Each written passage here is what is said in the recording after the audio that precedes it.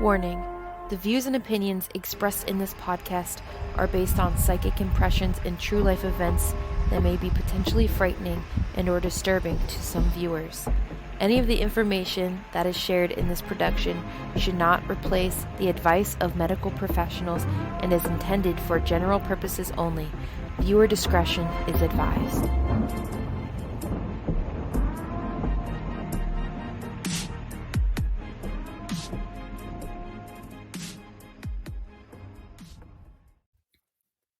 Hey, Emily, Yes?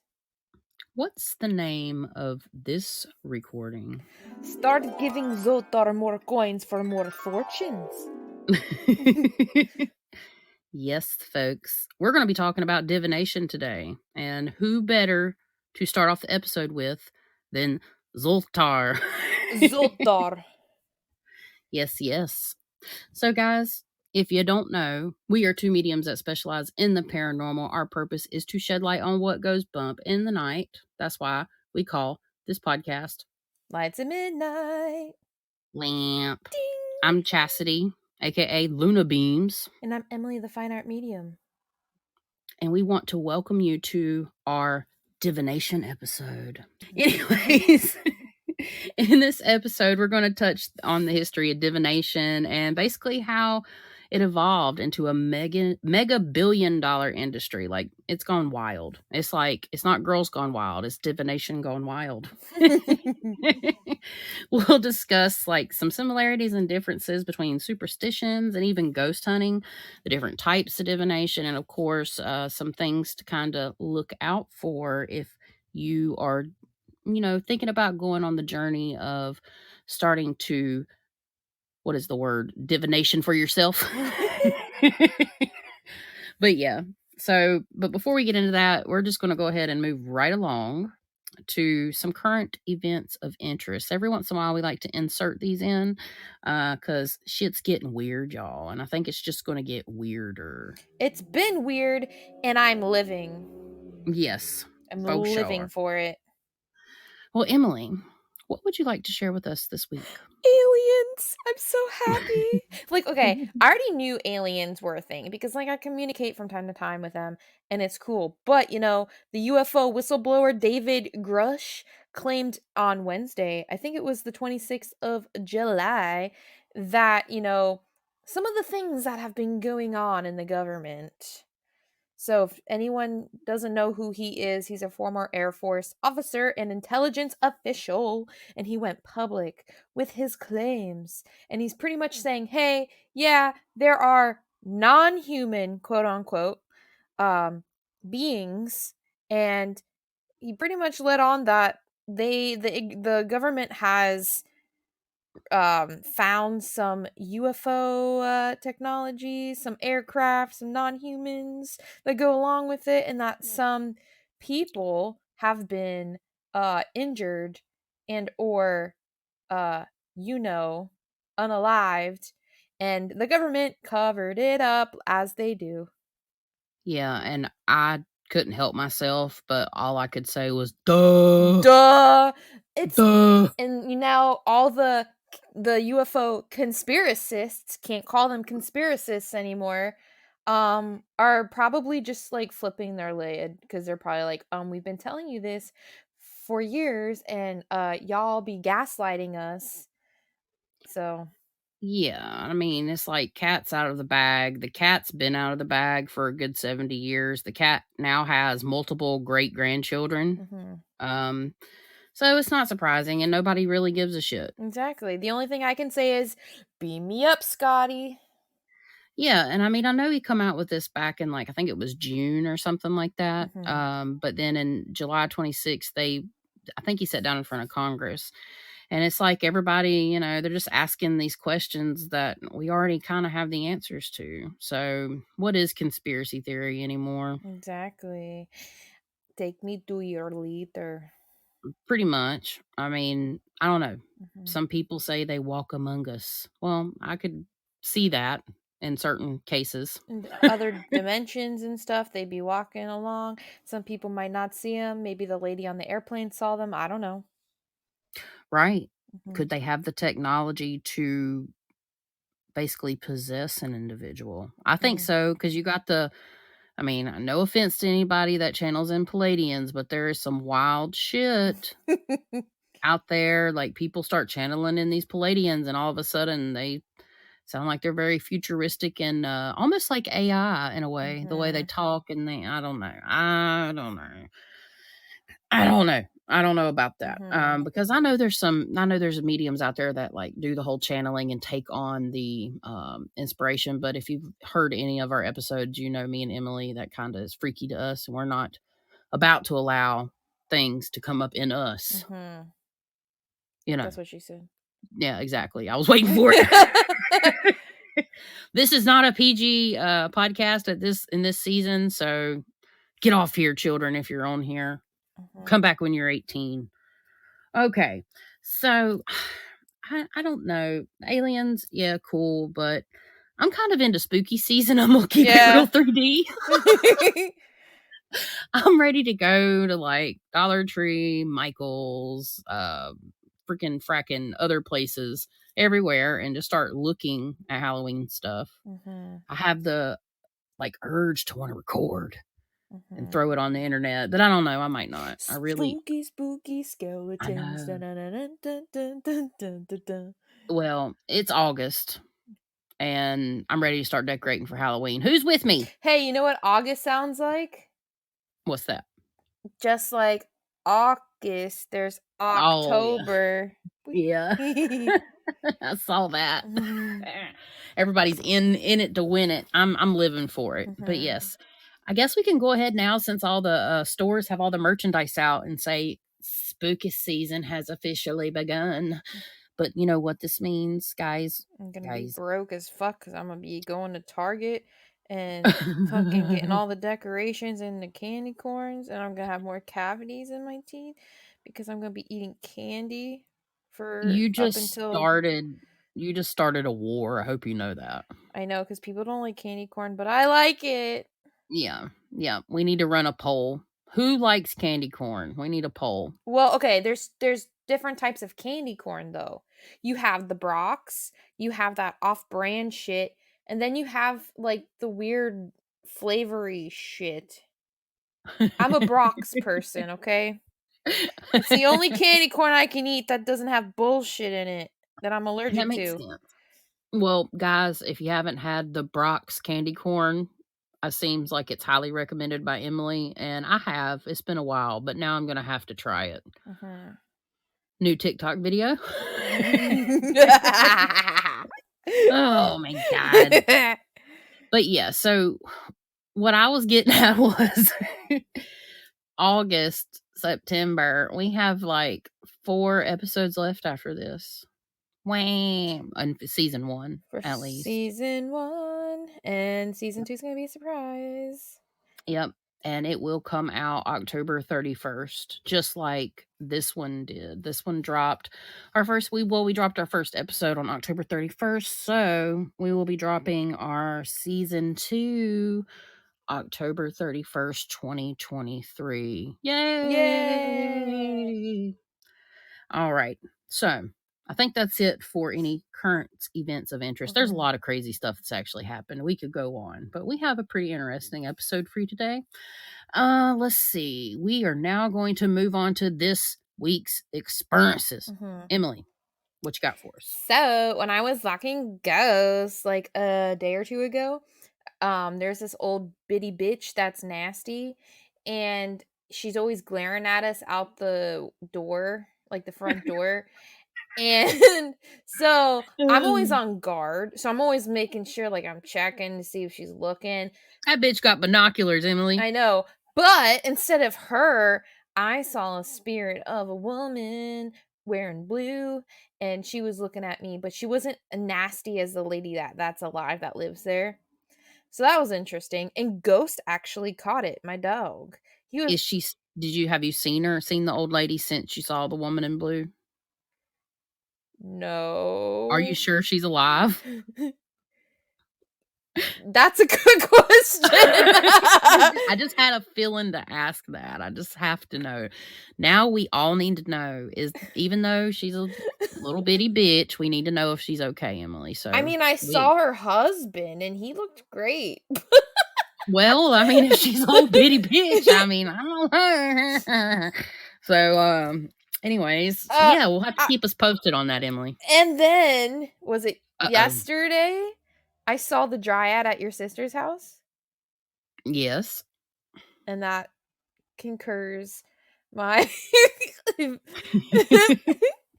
paranormal. No, I'm just kidding. No, but you were like, "Hey, can you like look at my sister's house?" And I was like, "Okay." Oh, hey, by the way, I see this dryad and he likes the trees. Well, he's part of the trees. And I'm like, if you what did I say? Said something about like it likes classical music and whimsical things. It's like natural music. So Yeah. that would, for me, that translates into drumming Yeah. and like rhythmic type, Yeah. beautiful music, Yeah. I feel. Yeah. So That's what don't judge me if you see me out in the middle of a field with a drum. Don't ask questions. mhm. Okay. Okay. I'm talking to everybody. But If you just see me out in the middle of the field drumming and waving my arms, don't ask anything. Just know I'm doing my thing and shit's getting fixed. Okay. mhm. So that concludes my paranormal experiences. What about you? Which one first? Mm. Okay.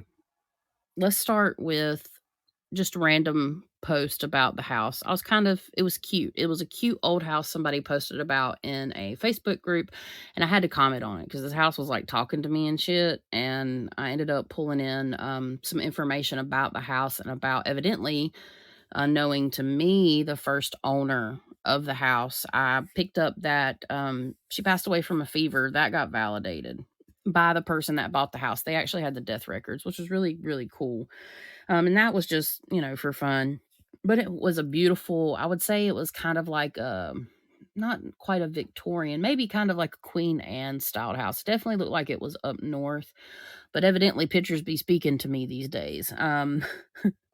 With that being said, this was really weird. I was on the way to the store to go get my crack water before this episode, actually. And I ride by a graveyard pretty much anytime I go to the store in a certain town next to me.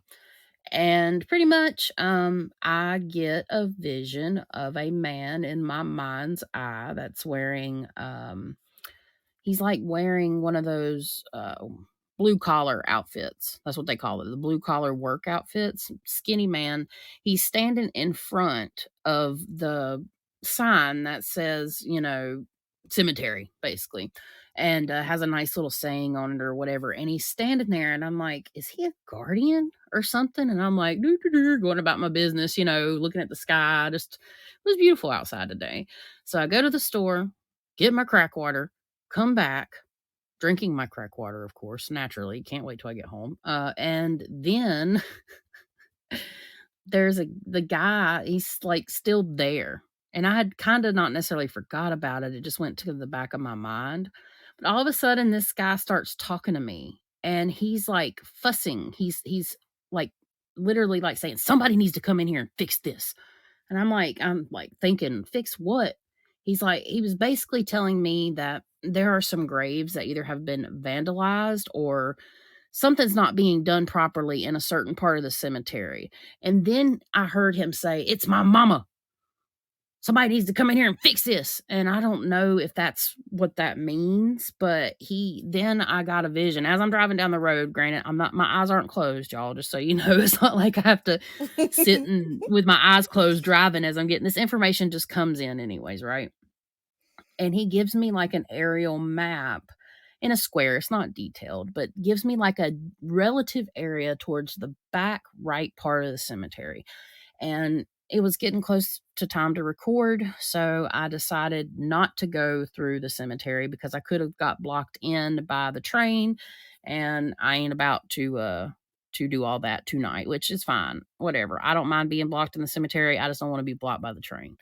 So, thinking about going out there tomorrow since it's not too far away and seeing if I can find a disturbance in the area, and see what else I can pick up, because that was sometimes I do have that happen driving by. Like I've drove by people that had like a flat tire, and I had a relative of the or a guide or a relative of the young man that had like the flat, or no, he needed a jump actually.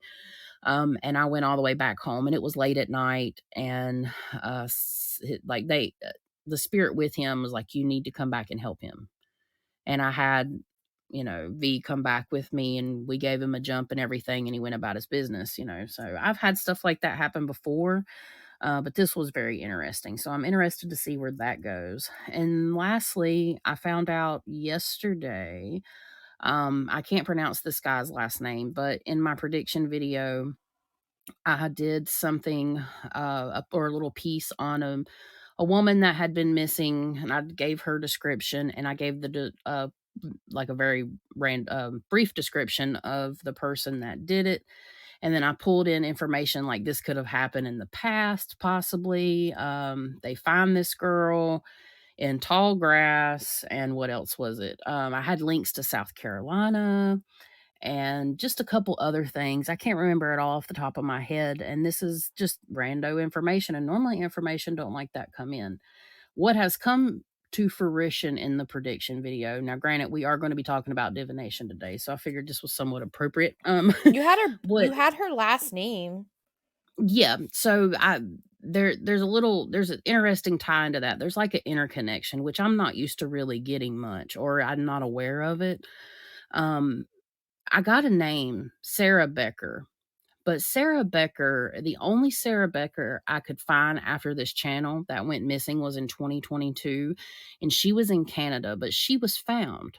And I don't understand why. I mean, it could have just been the name I got, just in the chance that she was on there. I'm not going to grasp at the too many straws here or whatever. But I will say the odd thing is, if anybody has or is into like true crime. I cannot pronounce his last name, but 2 weeks after I released the prediction video, a guy named Rex, and it starts with a H. Not even gonna try to pronounce it. Guys, you'll know if you know what I'm talking about. And he actually, the girl with the blonde hair, the white tank top, that's the image of one of the girls that was found in Long Island, of all places.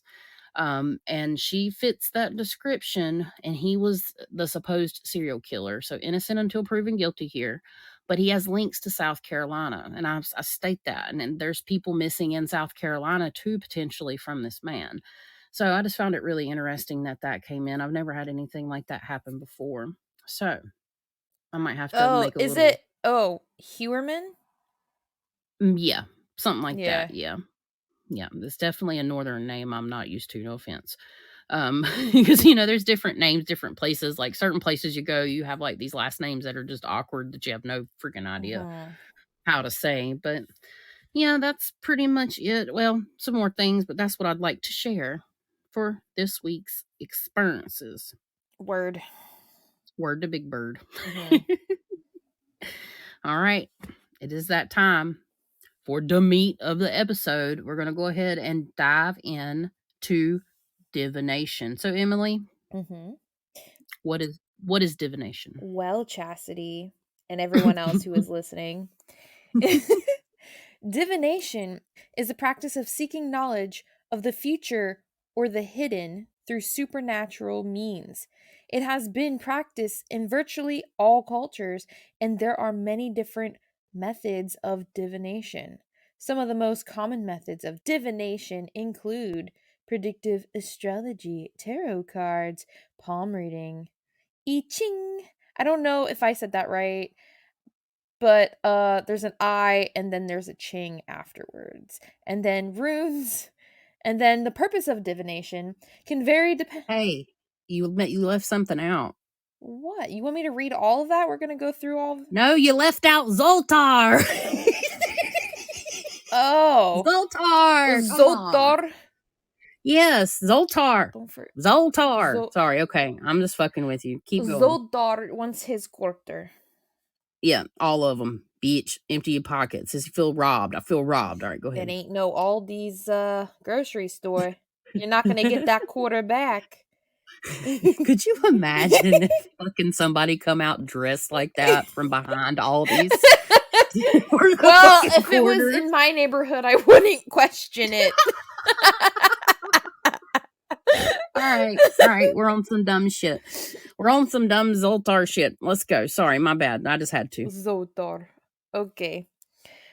The purpose of divination can vary depending on the culture and the individual practitioner. In some cases, divination is used to seek guidance from the gods or Zoltar, spirits, etc.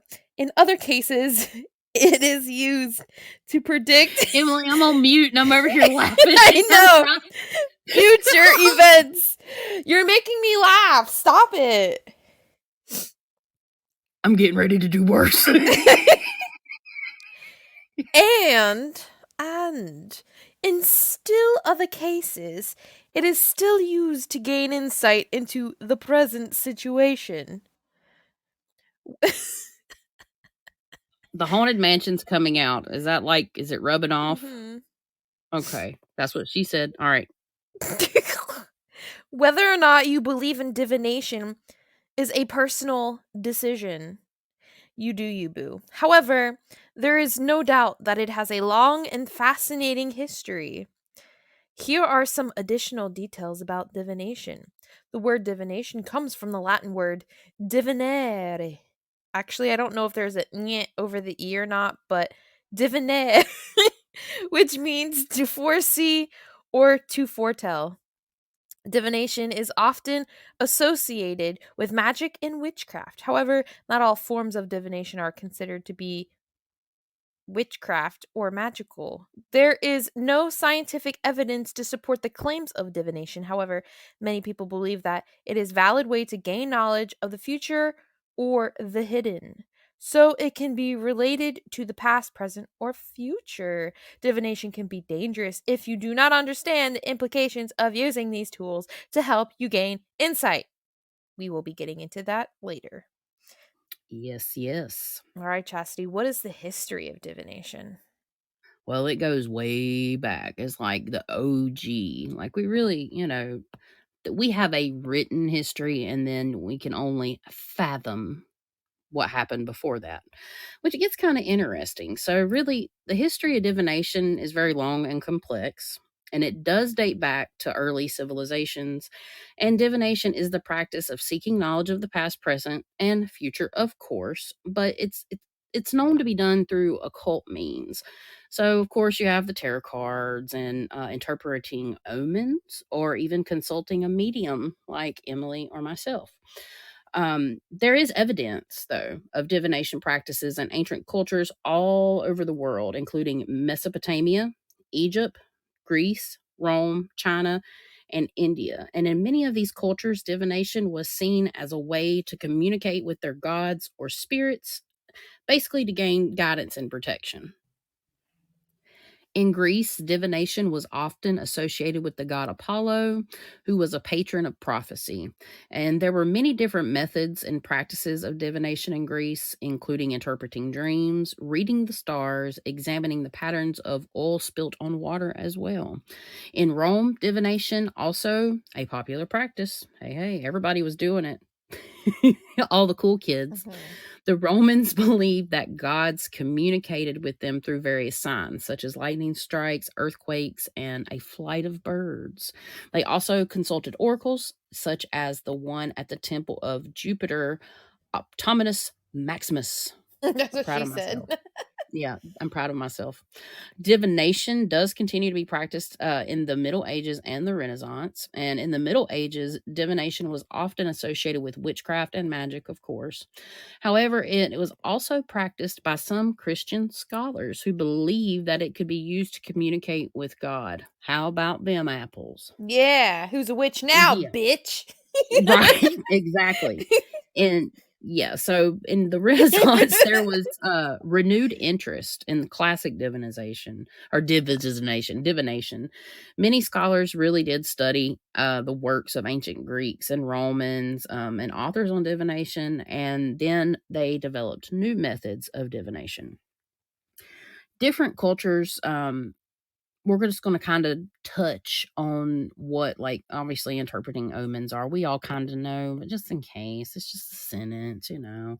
So, interpreting omens, it involves looking for signs in the natural world, such as the flight of birds, the entrails of sacrifice, too. See, shit gets kind of wild here. So, we're going to talk about this.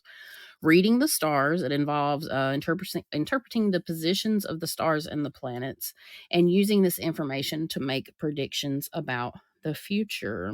And then oracles, so that is technically a person. We don't always refer to people as oracles these days. It's more like I'm a medium, I'm a psychic medium, but they basically, oracles are ones that are said to be able to communicate with gods or spirits. And then, of course, tarot cards, interpreting the meaning of the deck of cards, which are believed to be reveal the insight of future, which is so interesting because everybody always talks about how divination is always about the future. I have to honestly disagree with I that. Like, agree. everybody I has, agree with yeah, you. yeah, they have that interpretation, but not so much. So we know a little bit about the backstory, but what about the modern era? Like, it's got kind of cray cray. Okay, things that went a little wild. Like I said, divination gone wild.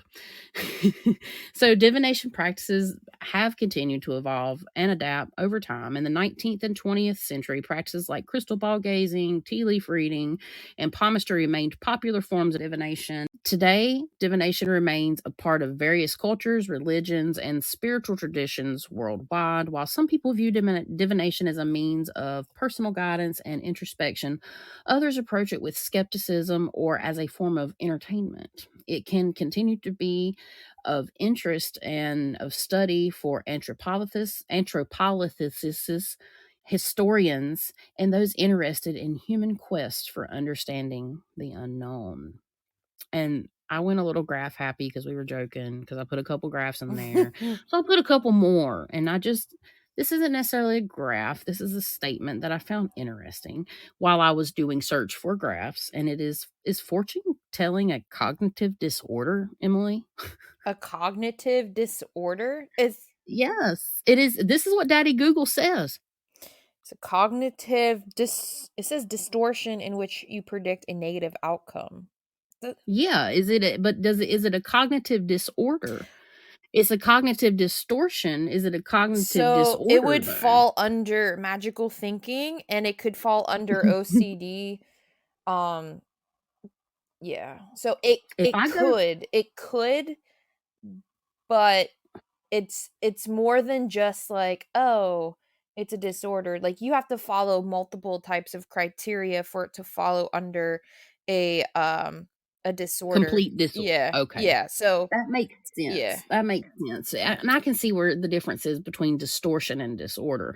But if I go down here and I find some fucked up shit in this area of this graveyard, is some of the best cognitive distortion I've ever had, okay? I claim it. But it does say that fortune telling is a cognitive distortion in which you predict a negative outcome without realistically considering the actual odds of that outcome, which is an interesting point, I right? mean, Uh, anyone could literally say as a guess that they predict a certain thing to happen, and I wouldn't think it's a cognitive distortion. Yeah, it's just interesting, something I come across, Mhm. and they say it's linked to anxiety and depression, and OCD, it cuz yeah, one of the most common cognitive disorders that arise during the course of cognitive reconstructing.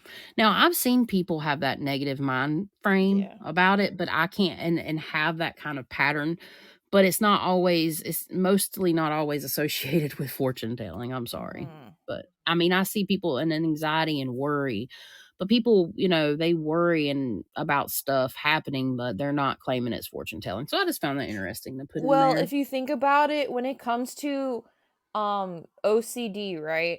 A lot of the things that happen or occur and why a certain person does a repetitive motion is due to a fear or anxiety. Superstition. Exactly, that's where magical thinking kind of falls under and superstition as well. So that's why they threw it in there. Right, and we're gonna talk about that. We're just gonna talk about the difference between superstition and divination here in a few minutes. But I just wanted to kind of throw that out there. I found it interesting. Mhm. But yeah, so next we're just gonna talk about the differences between divination in modern times and ancient times.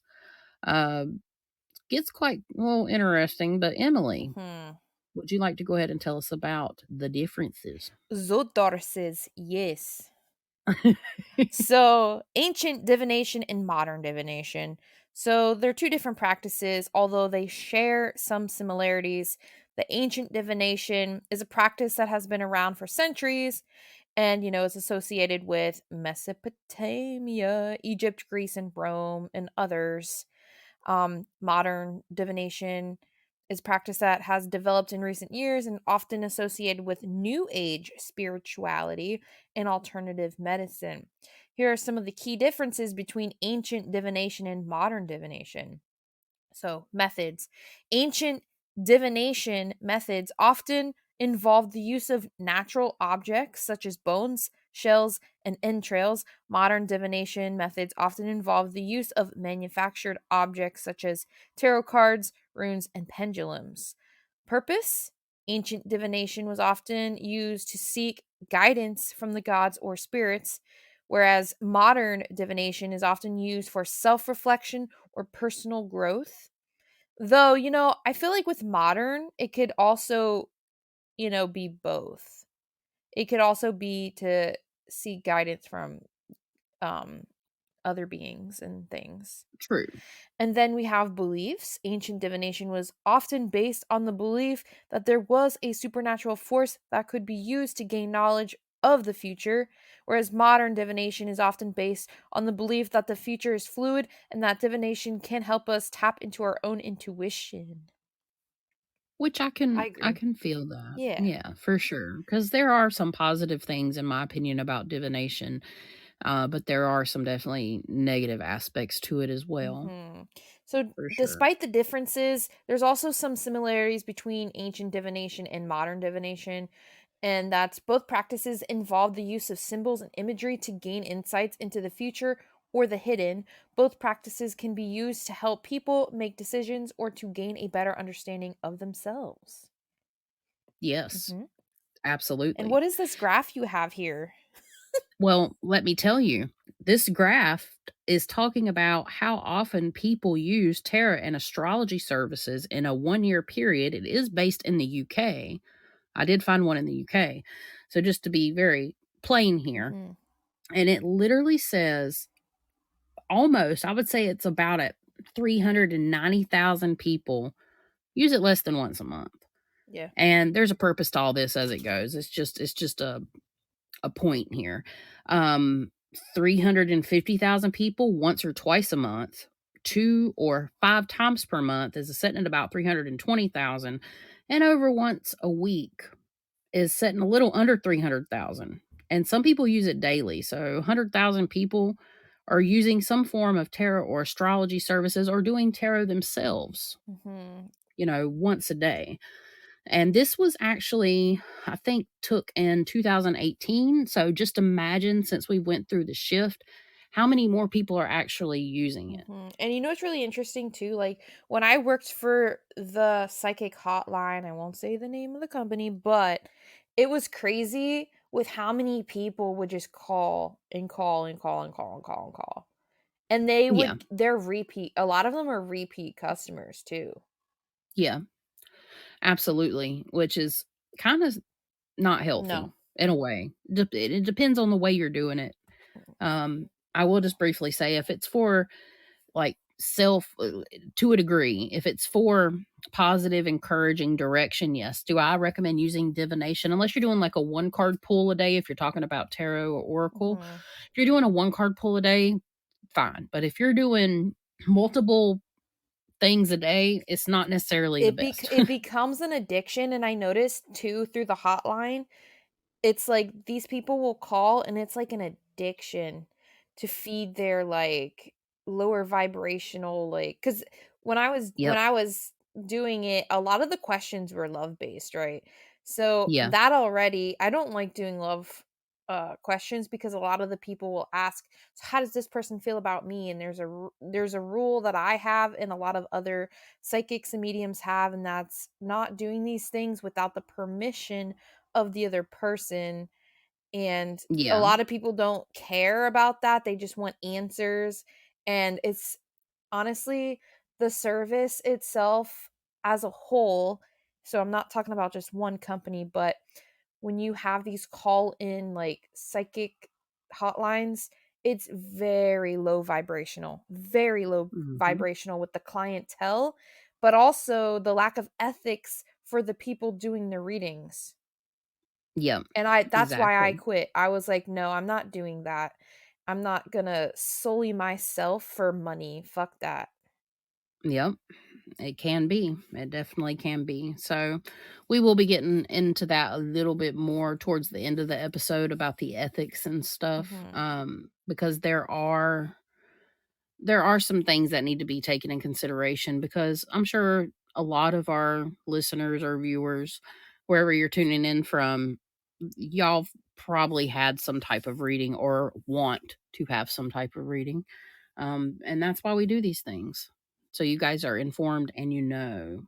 So before we go any further, me and Em were trying to structure out this episode, and we found us putting some things down that really, once we looked at it, it wasn't divination at all. It was superstition. Although they're closely related, there is some differences. So we just wanted to talk about that briefly. So superstition and divination are both related to beliefs and practices that attempt to understand and influence future, past, present events, right? So however, there are some key differences between the two concepts. So superstition refers to irrational or unfounded beliefs or practices that are based on supernatural or magical thinking. Superstition often involves attributing certain actions or objects with either good or bad luck. For example, someone might believe that breaking a mirror brings 7 years of bad luck, or walking under a ladder is unlucky. So, superstitions are often cultural or individual beliefs that are not based on any scientific or logical reasoning. They're typically passed down from generations and often deeply ingrained in certain societies or communities. On the other hand, divination is a practice that seeks to gain insight into future events or obtain hidden knowledge through supernatural or mystical means, and it involves various methods.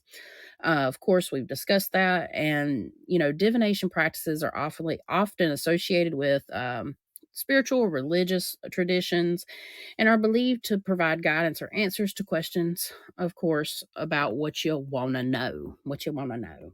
While superstition relies on beliefs and often involves simple actions or rituals thought to attract like luck, divination is more structured and intentional in the attempt to gain knowledge or insight of what is, beyond already apparent, basically.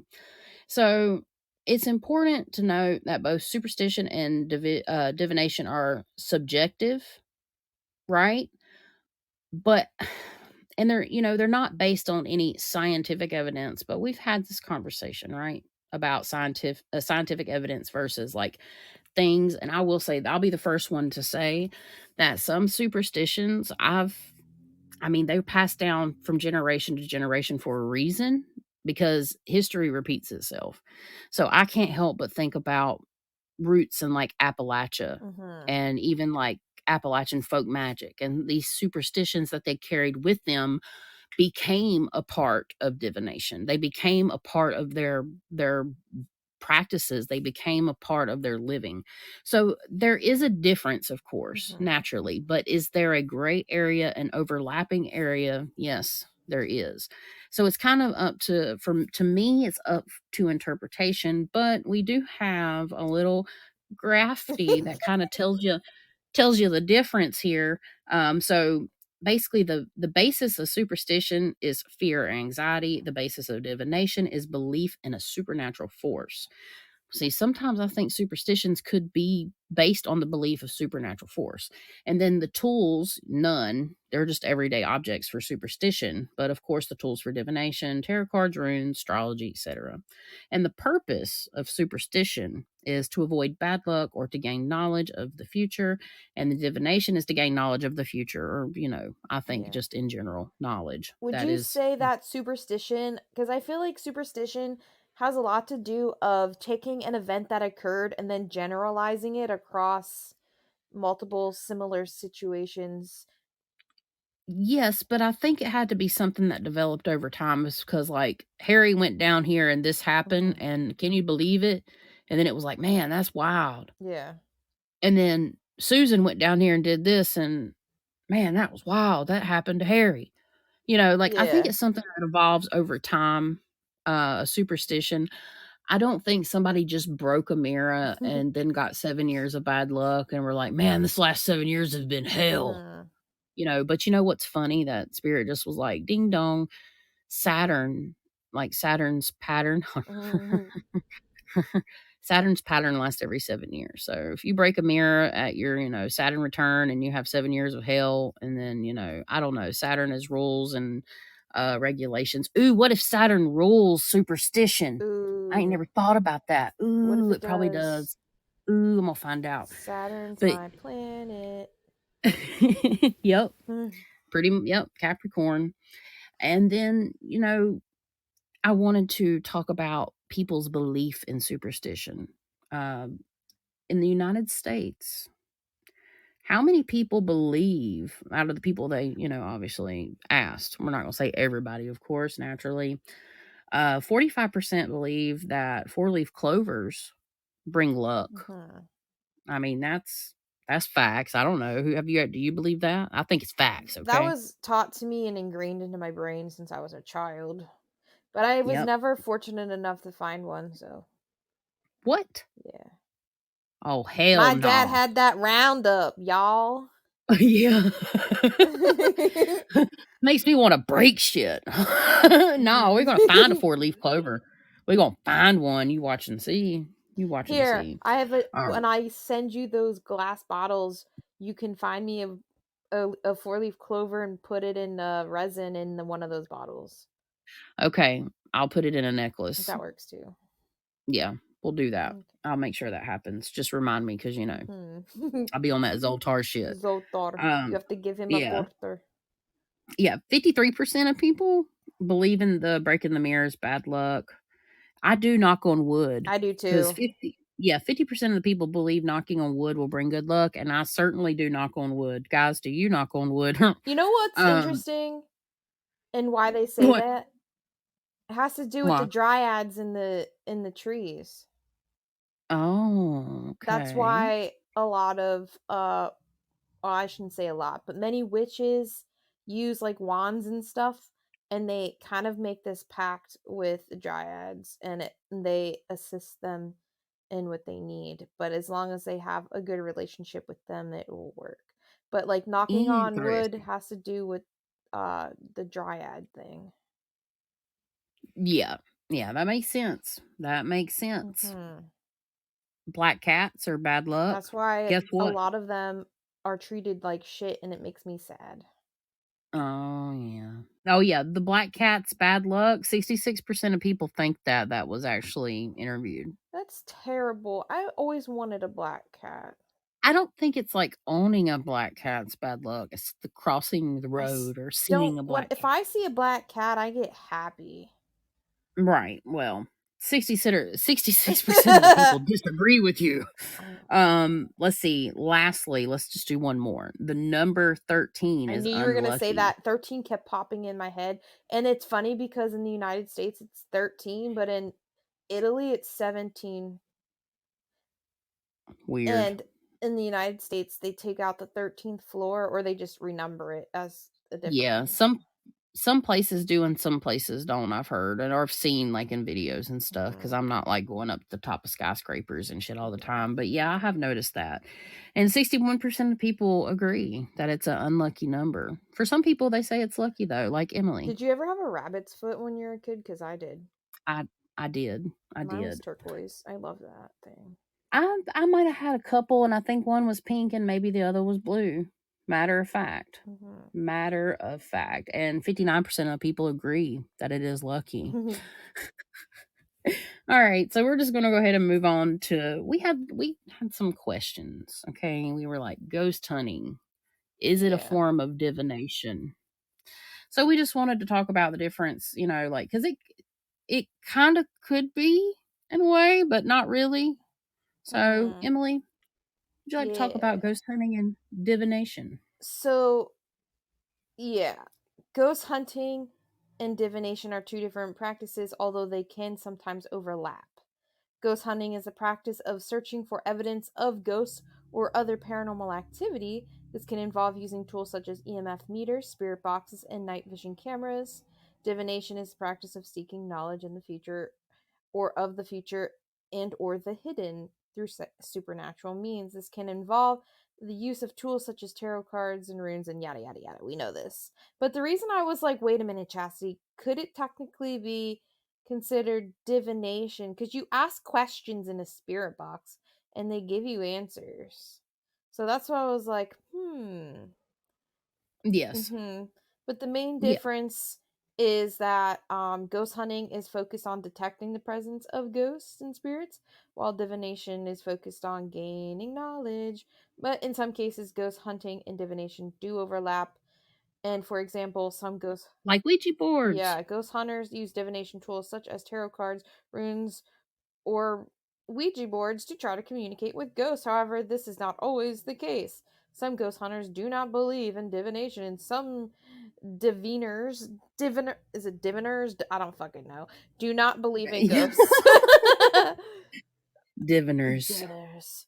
But Diviners. Chastity included another table or chart, if you will, and I like it because it's very organized. But yeah, Do it. You read it. You purpose. got The this. purpose. Because Zoltar is ready to go.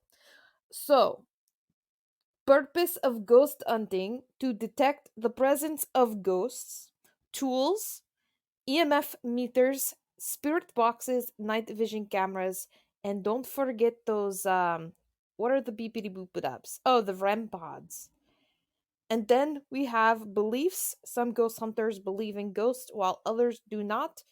And then divination to gain knowledge of the future. And then you got tarot cards, runes, astrology, etc. And most diviners believe in supernatural forces. Yes, that was the purpose, tools, and beliefs. Hmm. So, who wants to see Em and I go ghost hunting? Raise their hand. My hand's raised. Mine too. We want to go ghost hunting, guys. So, anyways, that was just throwing that out You have there. another you have Um, another chart here. I do. I do. I do.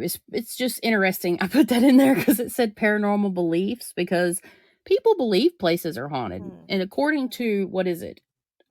Chapman University in California, 58% of the people that they interviewed said that they believe in, haunting or spirits, and 57% believe in ancient advanced civilizations, and 41% believe in the aliens. 35% they believe the aliens come to Earth. Wow. 26%. This is what blows my mind right here because it's Hmm. kind of funny at the end. 26% of people believe people can move objects with their mind. 21% of people believe Bigfoot is real, but at the lowest point of 17%, they believe in fortune tellers and psychics can foresee the future. Only 17%. I'm fucking offended. First of all, this was done in 2018, so those numbers are going to change, especially the alien statistics. Right, right. But it's the point of I know. like, oh, how did we end up at the bottom of the fucking list? Because in a lot of states it's illegal for fortune telling because of Christianity, That ain't stopping certain but people. also but I don't tell fortunes. But also but also because so many people were getting scammed, they made it illegal. I feel like that I was think more the reason they did that I think they're biased. because they're Christian. Well. And All right. other religions. Moving on. I thought that was interesting. I was like, what? You believe a place is haunted, but you can't believe people can see them. But then you can get the facts of somebody that's never been there before and don't even know what the fuck you're talking about to give you facts that the place is haunted and tell you like who died there and shit and how they died, First of all, but you still don't believe them. what I don't understand is how people can believe in aliens, but not in Bigfoot, especially if they're similar in the way that they're interdimensional. Right. And it could be just because of the coverage. Could be the coverage of the last 70 years. And a lot of people have seen things in the sky they can't explain, but a lot of times things can be explained. They just don't understand, right? So, well, that was enlightening. um, yeah, so I'd say maybe it's up to 25%. We'll give them the benefit of the doubt. 75% of y'all don't even believe us. Mhm. That's fine. It's fine. But who you All gonna right. come when you have a haunting problem? Us. You're going to call us. Yes. Okay. You gonna So, call Ghostbusters? there there's something strange in the neighborhood. Okay, we're gonna get flagged. Anyways, the benefits and the dangers of divinization. I'm gonna sleep tonight and dream about You need to hit divinization. something if you know what I I'm mean. hitting a cigarette right now because they're trying to ban menthol, and I don't give a hell's bells. Who cares? If you're an anti-smoker, that's fine. That's fine. They take my menthol cigarettes away. I can't say anything else because this is going out Because to the public. Angry Chastity is gonna take over, and it's not a personality we want to have to deal with. Cause No, because she's a Gemini. Jesus Christ. Yeah, I ain't playing. I can't say what I want to say, but just know y'all. I'm pretty sure some of y'all I getting know what mental you're images. thinking because I'm psychic. Yeah, yeah. I got a meme for that. Okay. So there are benefits, in my opinion, and there are dangers, depending on who you're talking to here. You know, like there's some people that we're going to burn in hell for doing it, right? Mhm, So, but then there's some people that take it a little bit too far. mhm. Um, what do you think, Emily, you can gain from practicing divination? Like, and what type of divination? So we need to be somewhat specific, I would assume, because there's some divination I personally won't even touch. But what do you Mhm. think? I think, with tarot and oracle cards, they can be insightful and they could help you with the whole self improvement and spiritual growth aspect of things. Um, Personally, I mostly mess with the tarot and oracle because I don't know, I feel more drawn with it. But I also, and you're gonna fucking laugh at me, even though I already told you this, so you probably already know what's gonna happen. When I was a kid, I used to take a lot of bubble baths, kind of still do. But so there's a type of divination where you can gain insight from looking at water. And that was one thing I used to do a lot, but didn't know that it was divination and I did it a lot. But I feel like That's when you use interesting. naturey things, I feel like it's an okay and safer kind of divination. And cards and nature are typically the ones I go for. It's just kind of like an instinctual thing and what I am gravitated towards. Right. And And it's okay. Yeah, yeah. everybody's going to kind of gravitate towards something different types of divination. There's tons of different types. But most known is tarot and oracle. Mhm. And I agree with you. I do. But we would have been burned at the stake. Mm, So for that, for you I would reading have your been bathwater, you would I have would have been been burned cast at out. the stake just for my fucking ADHD and shit. Very possible.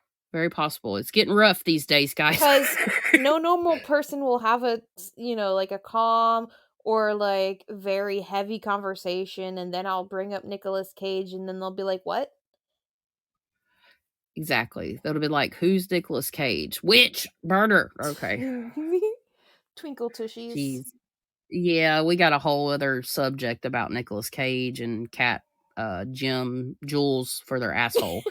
Don't ask questions. We're just gonna leave that there. Y'all are gonna they're like everybody's tuning out now.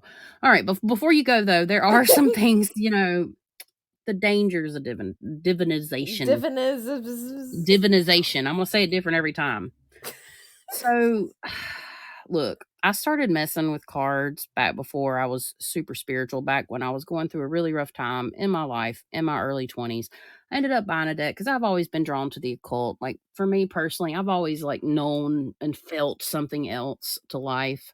Not everybody has. I personally did. And I was doing divination in my room, sad and depressed and all that. And it was telling me all these things, and then like nothing was going right, and it just seemed like, I don't know, it was really bad because I was doing it not necessarily every single day, but I was doing it often, and I wasn't doing it from a place of higher vibration and love, and it was definitely giving off some really shit vibes, and it actually kind of made me even more depressed. So, especially, talking about the cards and stuff, we're going to use that as an example because that's what most people do. Um, that was my experience. It got to the point that I had to stop. And it wasn't that it was unhealthy. I wasn't doing it in an unhealthy amount, but it was unhealthy because it was, I don't know, I can't really even explain it at this You point. It's know just, what's interesting though? I can't do readings for myself with cards. I yeah, I that is I only interesting. do it for other people. I will not do it, like, I can't do it for myself, but I also will not do it for myself And do you mind me asking why that is? because I feel like it's very personal gain type of shit. I do not feel that way. I think it's But important. I know it's important, but it's like I think because I have that thought in my mind, that's why I can't do it, even though it's not true. Right. I mean, it's your truth. Yeah, but You that's know what I'm but I saying? also question I think I question too much and I'm too over analytical to where I can't Yeah. do it for myself. Common trait of Capricorn. Yeah, I'm too analytical to where I cannot do my own tarot or oracle card readings. Yes. Now that I'm in a higher vibrational state, like I feel like I've earned like my spiritual badge or something. I don't know. It's not like a place of what's the word? Like entitlement. Hmm. It's more from I feel secure and safe Yeah. now that I've actually like got into it and have come to my own truth and my own understanding. I don't do it often for myself, but I do like to do lunar Mhm. stuff. I do like to do different practices around the lunar cycle, and that will be one of them. And spirit does speak to me through the cards. They do give me validation and direction. I haven't done one in a while. Matter of fact, I'm getting the itch to probably do something when I get off here. Got some new decks, y'all. You Just want to saying. Um, help a girl out? I can, yeah, sure. But when I need a question or have a question, I'll just ask and then I'll wait for the ring in my ear and then I'll just get the ringing and then it's like, okay. Right. And I can definitely relate to that, but for me it's on a different level because I'll be drawn to the deck that I need to use. Mm, I do have my go-tos, but I'll be drawn to the deck that I need to use, and then certain things will be brought up as almost like not like a topic of conversation, but a theme of what's going on, and it will sometimes give me a different perspective, and it generally is helpful. So from past like use of cards, 10, 13 years ago, unlucky number, not kidding. mhm, And now it's a two totally different experiences because it's the state of the vibration that I'm in, and the understanding and the knowledge that I have now is completely different because I realize like you can be tricked by any form of divination if you allow it. mhm, And that can come in the form of a place of ignorance, and not in a rude way, because being ignorant to something is just really not knowing. You might just not know. And that is very possible. So it is possible to be tricked on certain things, and there's certain types of divination that carry different types of vibrations and energies and spirits. There's certain types of divination that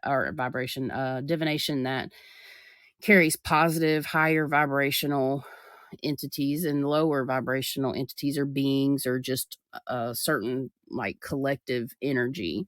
And that's something to be aware of when practicing any form of divination. We're not telling you guys to go out and start doing it. Mhm.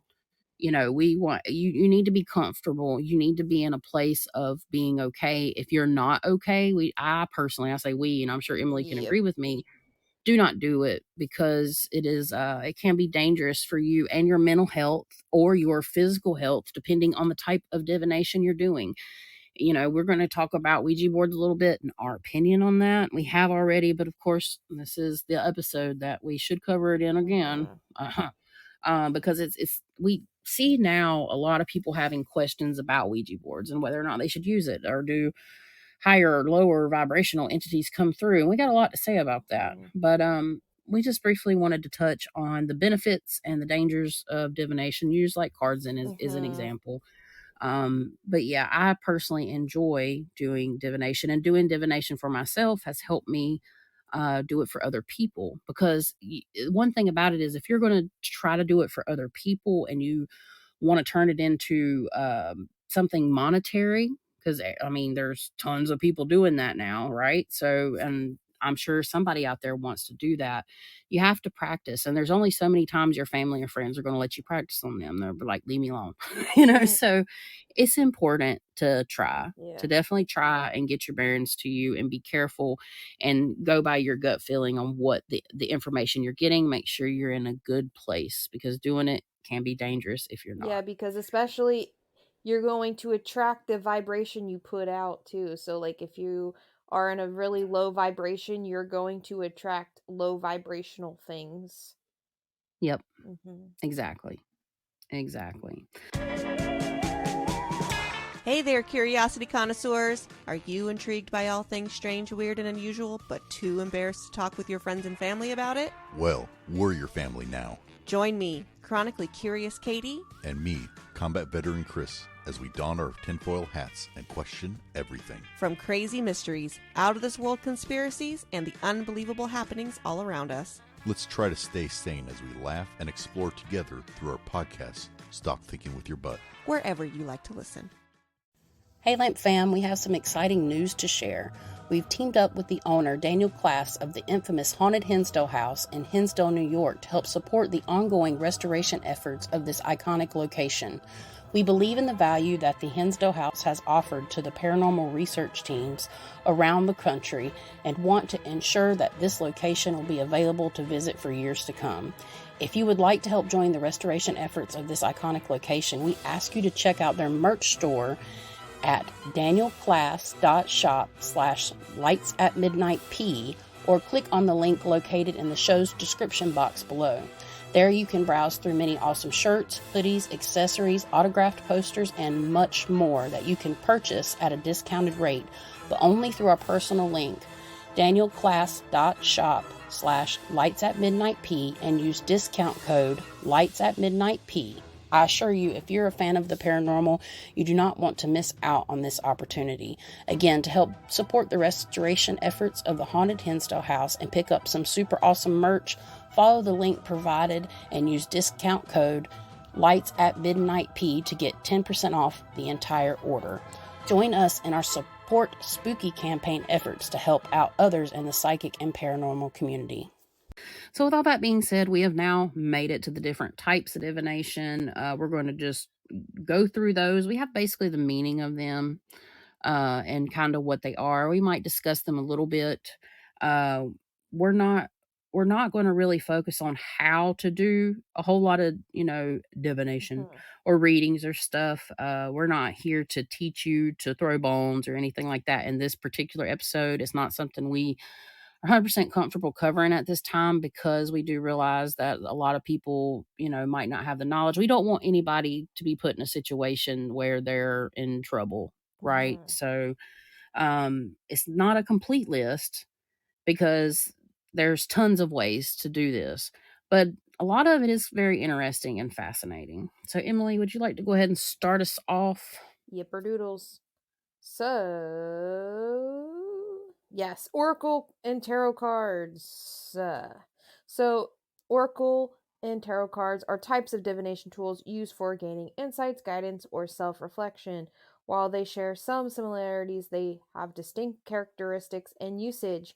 Oracle cards are a deck of cards that typically feature images, symbols, or words associated with various themes, such as angels, fairies, animals, or other spiritual concepts. They are often created with a specific intention or focus, offering guidance, affirmation, or inspiration. Oracle decks come in different designs and can vary widely in terms of the number of cards and their meanings. The usage of oracle cards is flexible and intuitive. The practitioner selects a card or multiple cards from the deck, either by shuffling and drawing randomly or through a deliberate selection process. The chosen cards are then interpreted based on imagery, symbols, or written messages they contain. The interpretations can be personal and subjective, relying on the practitioner's intuition, feelings, or associations with the card's themes. Oracle cards are commonly used for self reflection, personal growth, and seeking guidance or inspiration in various aspects of life. They can be employed in daily or periodic draws, specific questions or situations, or as a tool for meditation and contemplation. Tarot cards are a specific type of divination deck that contains 78 cards divided into two main parts: the major arcana and the minor arcana. The major arcana consists of 22 cards, each representing a significant archetype or life theme, such as the Fool, the Magician, or the World. The minor arcana consists of 56 cards divided into four suits: wands, cups, swords, and pentacles, each associated with different aspects of life. Tarot cards have a structured system of meanings and interpretations. Each card in the deck carries symbolic imagery and has specific traditional meanings. Tarot readings involve shuffling the deck while focusing on a question or situation and then drawing cards from the deck in a specific pattern or layout. The chosen cards are interpreted based on their individual meanings, their positions in the spread, and the relationships between them. Tarot cards are used for a wide range of purposes, including divination, self reflection, spiritual exploration, and psychological insight. They can provide guidance, clarity, and a deeper understanding of oneself and the situations at hand. Tarot readings are often conducted by experienced practitioners who study the symbolism and meanings of the cards, although self readings and personal explorations of the tarot are also common. Both oracle and tarot cards can be powerful tools for personal growth, introspection, and seeking guidance. The choice between the two depends on personal preference, the specific intention or focus, and the type of symbolism or imagery that resonates with the practitioner. Yes. Yes, yes. And there's some really great decks out there. Hmm. Making There one. really is. Yep. And there's some that aren't so great. Some of them for shadow work though. And I mean, they Yes. might be more a negative, and some people stay away from that, but it's okay to kind of explore that because we all have a shadow. You know, we are, we do work with beings of the light, or if you want to say it like that, but it is important to understand and work with the darker parts of yourself, which I got a bone to pick with some people about that. I'm not going to get into it now about accepting things into your life.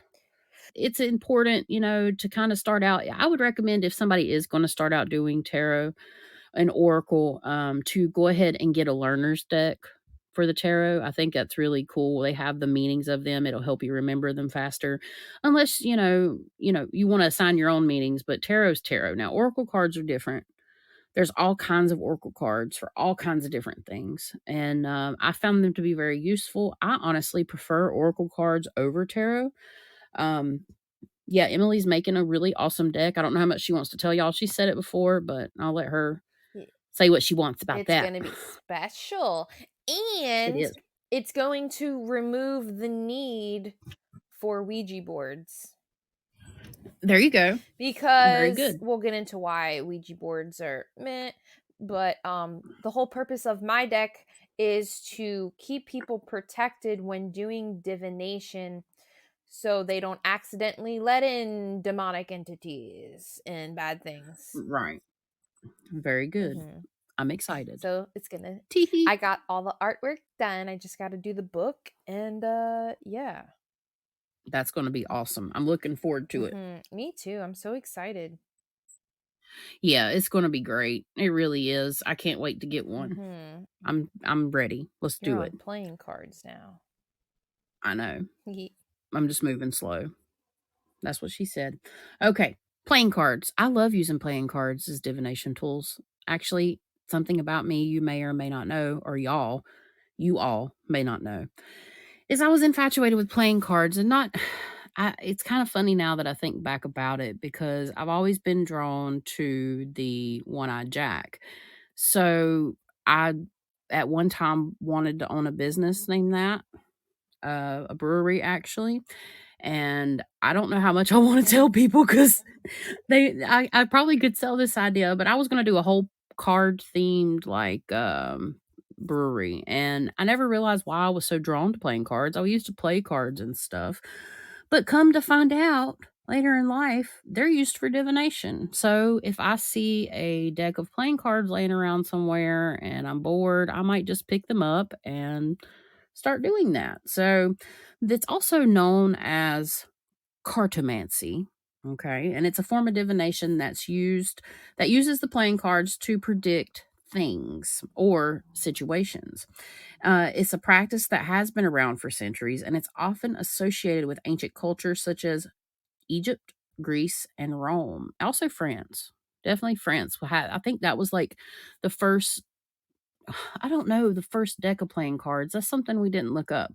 But I know there's France involved in there.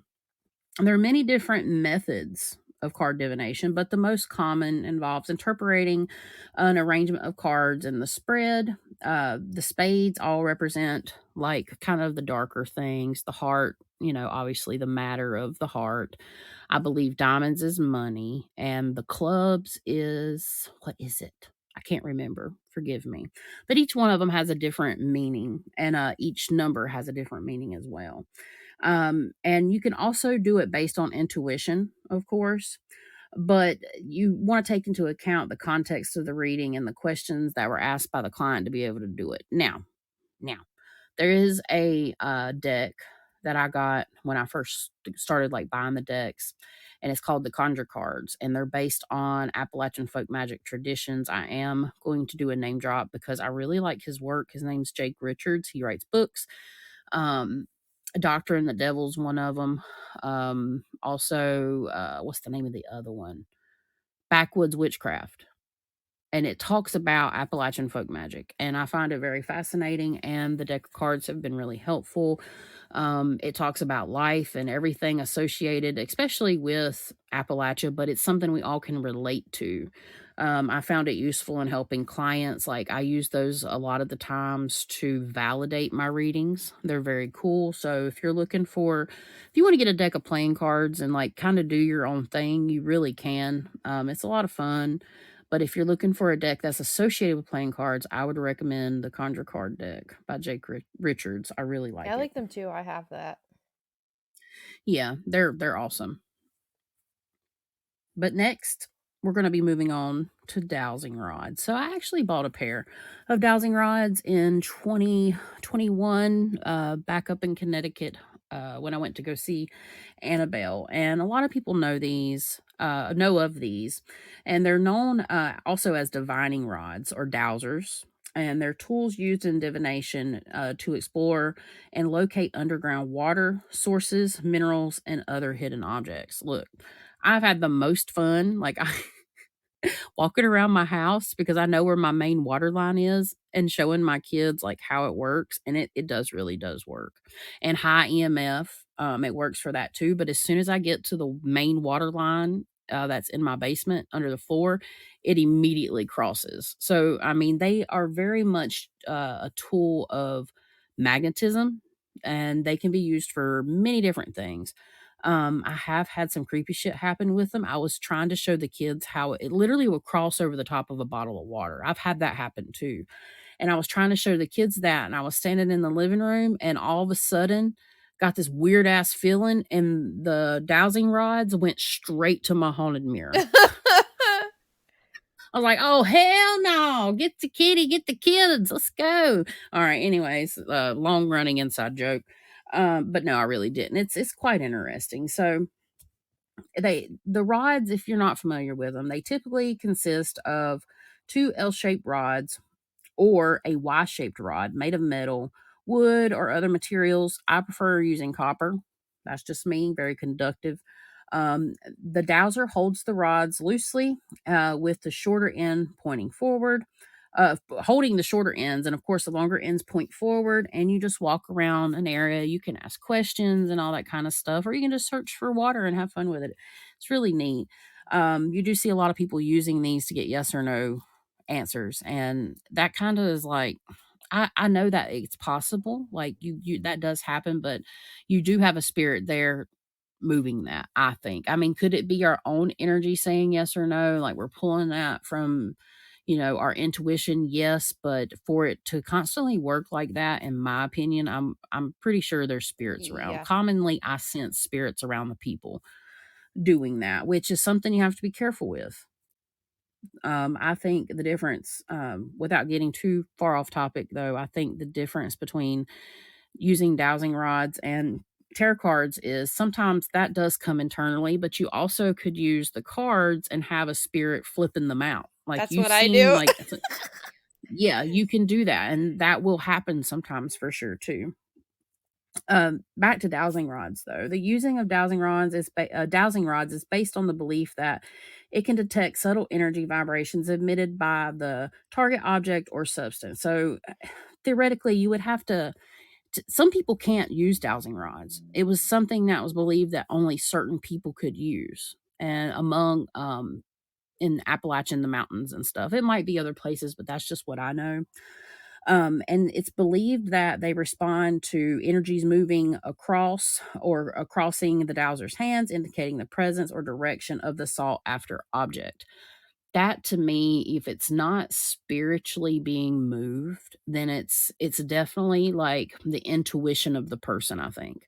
Because you're going to have this image in your head. You're going to have to, or something. There's going to have to be some type of psychic stuff going on there. Would you agree? Yeah. Yeah, I think so too. Um, Specific techniques for using dowsing rods may vary among the practitioner, but generally it involves focusing one's intention and maintaining a state of receptivity or sensitivity while walking or scanning the area. I need to do that to find some gold. I love Mhm. gold. Okay.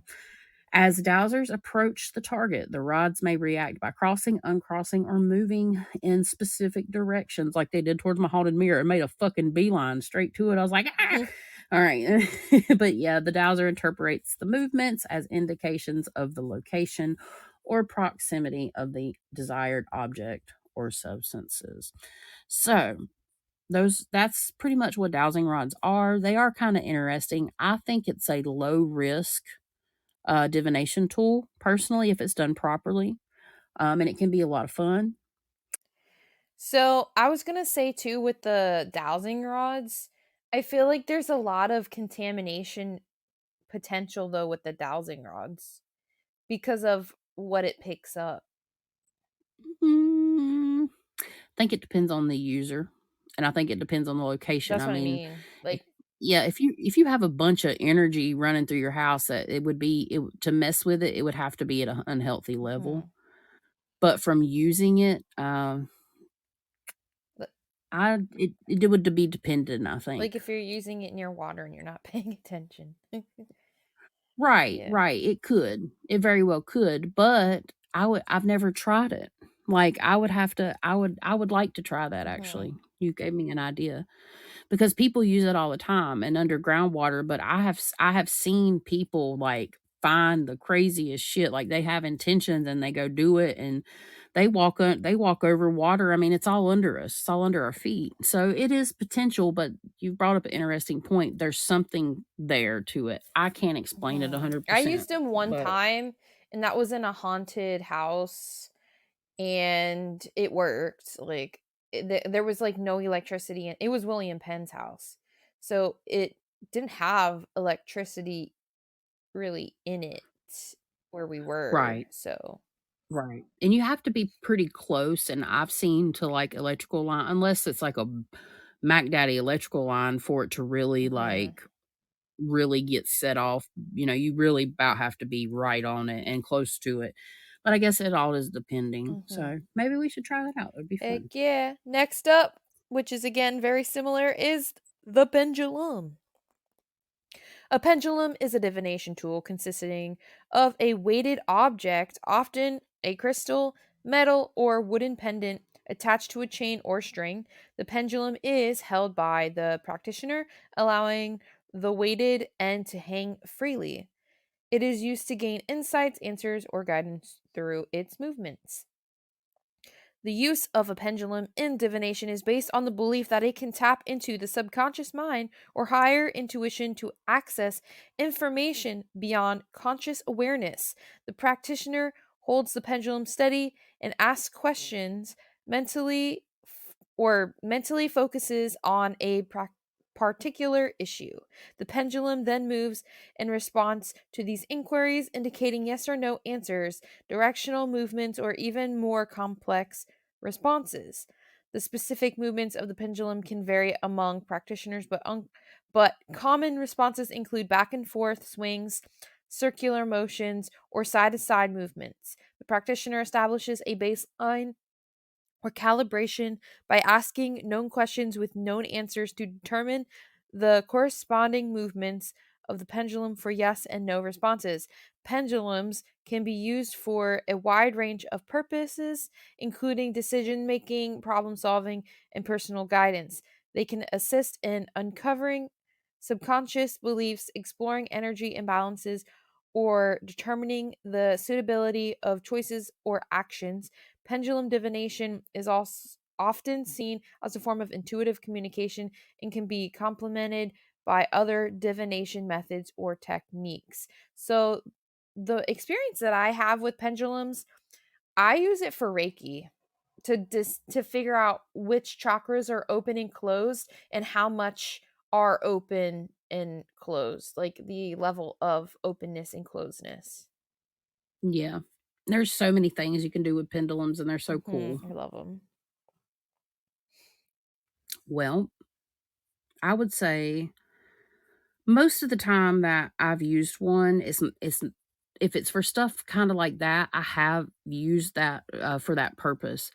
But as far as, like, yes and no questions, it's to me, it's not always I accurate. Yeah, I Now, agree. have yeah. Have I used some form of a pendulum for, predicting the gender of a baby? I have done that since I was 10 years old. Matter of fact, we would take a pencil, I think it was an unsharpened pencil, or it might be a sharpened pencil. Actually, it didn't matter. We preferred an unsharpened one, but if we had a sharpened one, it didn't matter. We'd take a sewing needle and thread and stick it in the center of the eraser. I think that's why we used the unsharpened one because the everything was like the same, and we would hold it over the pregnant woman's stomach. And my mama actually taught me that. And, when she was pregnant with my brother and sister, she had me do it before she found out the gender. I think I was 11, I was. And she had me hold it over her stomach, and then, let's see, around and around we said was for a girl, and back and forth was a boy. So other people, I think, do it the other way, but this is the a time to say if you set that intention for it to be round and around for a girl, it means it's a girl for you, okay? And then back and forth is a boy. So a lot of times when you do that, it'll either go around and around or back and forth. No, no, no. This pencil was going around and back and forth. And I was like, bitch, you have, well, I didn't say bitch, but I was like, bitch, you having twins. You're having a boy and a girl. And she's like, nah. Well, like not about a month later, we go to the hospital to have the sonogram. And this is like in 1998, and they're doing, it's a real small little screen. And I was looking and they were like, here's baby A and here's baby B. And I was like, I told you. I told you. It was so funny. But yeah, so that's another way. And you can use different things. It doesn't just have to be a stone or a piece of it can be anything. But I personally like to use stones because of the energy or different stones for different reasons. It's fun to have one. Mhm. but the accuracy of yes no questions I've noticed is not really on Yeah. point. Okay. We have our next one, our next divination Danae. item. Yep, Danae item, which also moves, which is the Ouija board. So we all know what they are, but just in case, the Ouija board is a divination tool consisting of a board that displays letters of the alphabet, numbers, and other symbols, along with a planchette, which is a small triangular shaped device with a window in the center. And the board and the planchette are typically made of wood, plastic, or other materials. People make some really cool ones out of resin, honestly. The use of the Ouija board involves two or more people placing their fingers lightly on the planchette, which is then moved by a collective energy or subconscious intentions of the participant. The idea that spirits or entities from the other side of the veil can communicate through the board, spelling out words or messages by moving the planchette or two different letters or to different letters or symbols. So there is some people think it is like an internal thing, kind of like with the pendulum, but I think it's the same. There's two aspects to Mhm. this. Um, we if you've been around for a while, we do not recommend messing with them because of the experiences that we've either had ourselves or through somebody else's horrific experience. This is not to say that there are some people out there that are confident in what they're doing and do it. They do. There's people out here that are like, quote unquote, professional, which people don't like that word in this Mhm. industry, at using Ouija boards or very well versed in using them. I specifically do not want to use a Ouija board ever again in my life. I have spoke about this in other episodes, but briefly, when I was 12 years old, I had a Ouija board from the 1970s, and I had my friend come over, and she wanted to use it, and I did not believe in it, but she did. She was like, "It's going to work," and I'm like, "No, it's not." She's like, "Yes, it is." I'm like, "All right, then prove it," because I really did not think it was going to work. It worked. It worked on the first try. It worked every single time to my recollection. We even brought somebody else in on this, like a neighbor.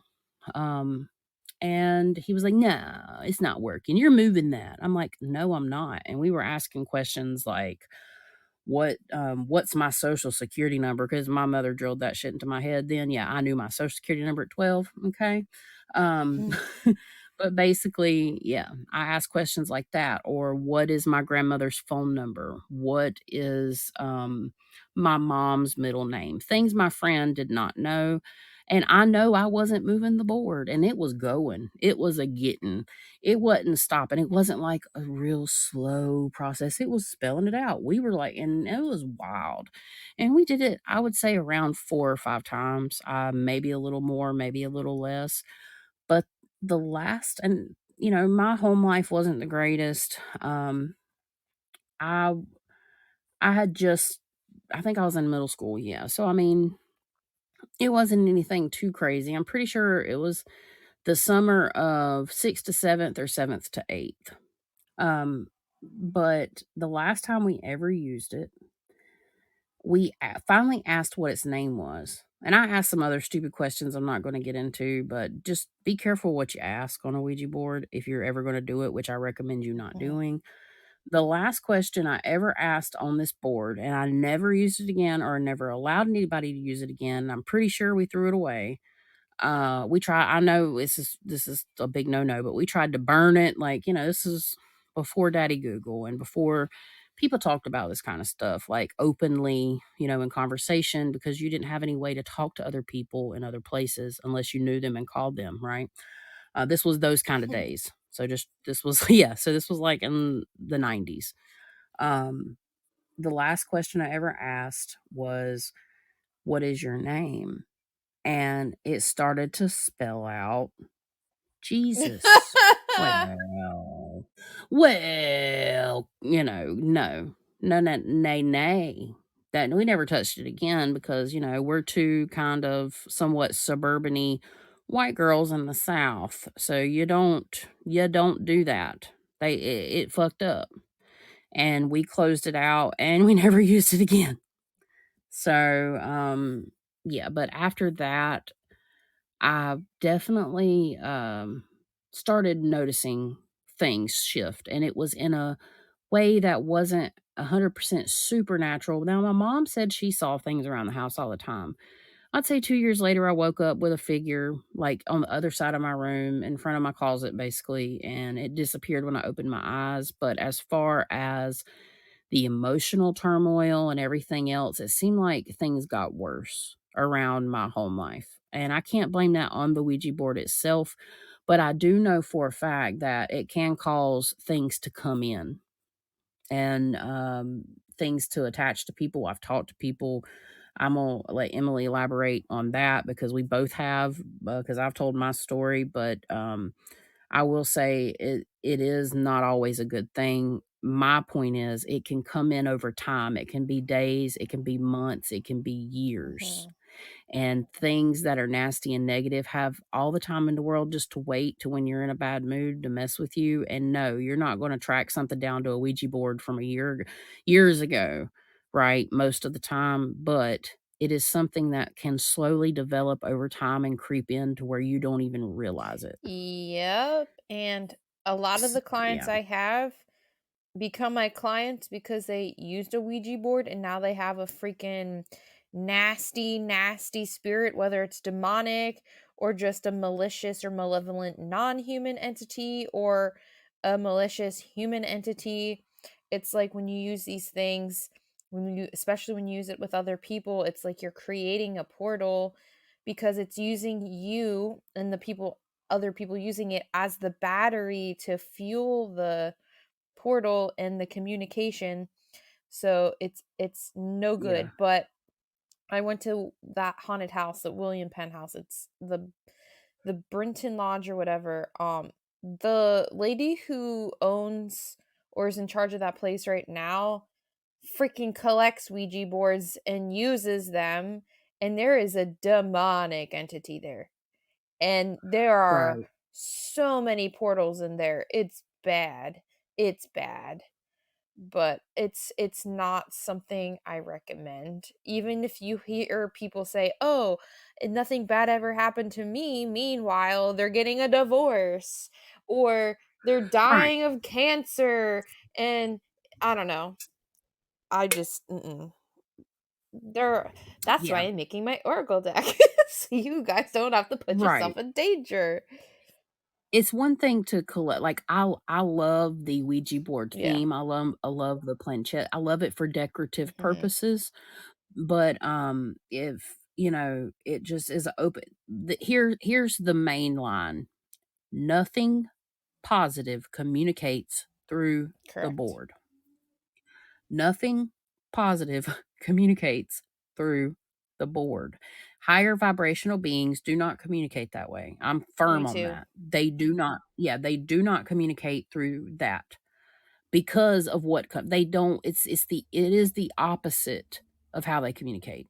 And this is where it comes back to like earning your stripes in your own spiritual journey. You can communicate with higher vibrational beings in the form you were meant to. This goes back to our other episodes of your natural born intuitive gifts. Hmm.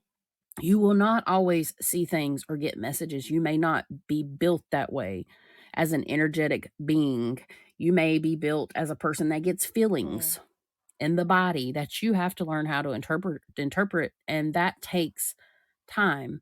And people do not these days have patience. They just want proof of the Yeah. afterlife. This is not the way to get it. Mm-mm. And I'm sorry, put my foot down, come for me. I normally say don't come for me. We'll have a debate because I don't play with this. This is something that is it's just it honestly is dumb. It's not smart. Mhm. Um, I know I'm being a little harsh, but it's facts. It's not smart to do this. Take it from somebody that's done it. Mhm. And the situations and everything. Take it.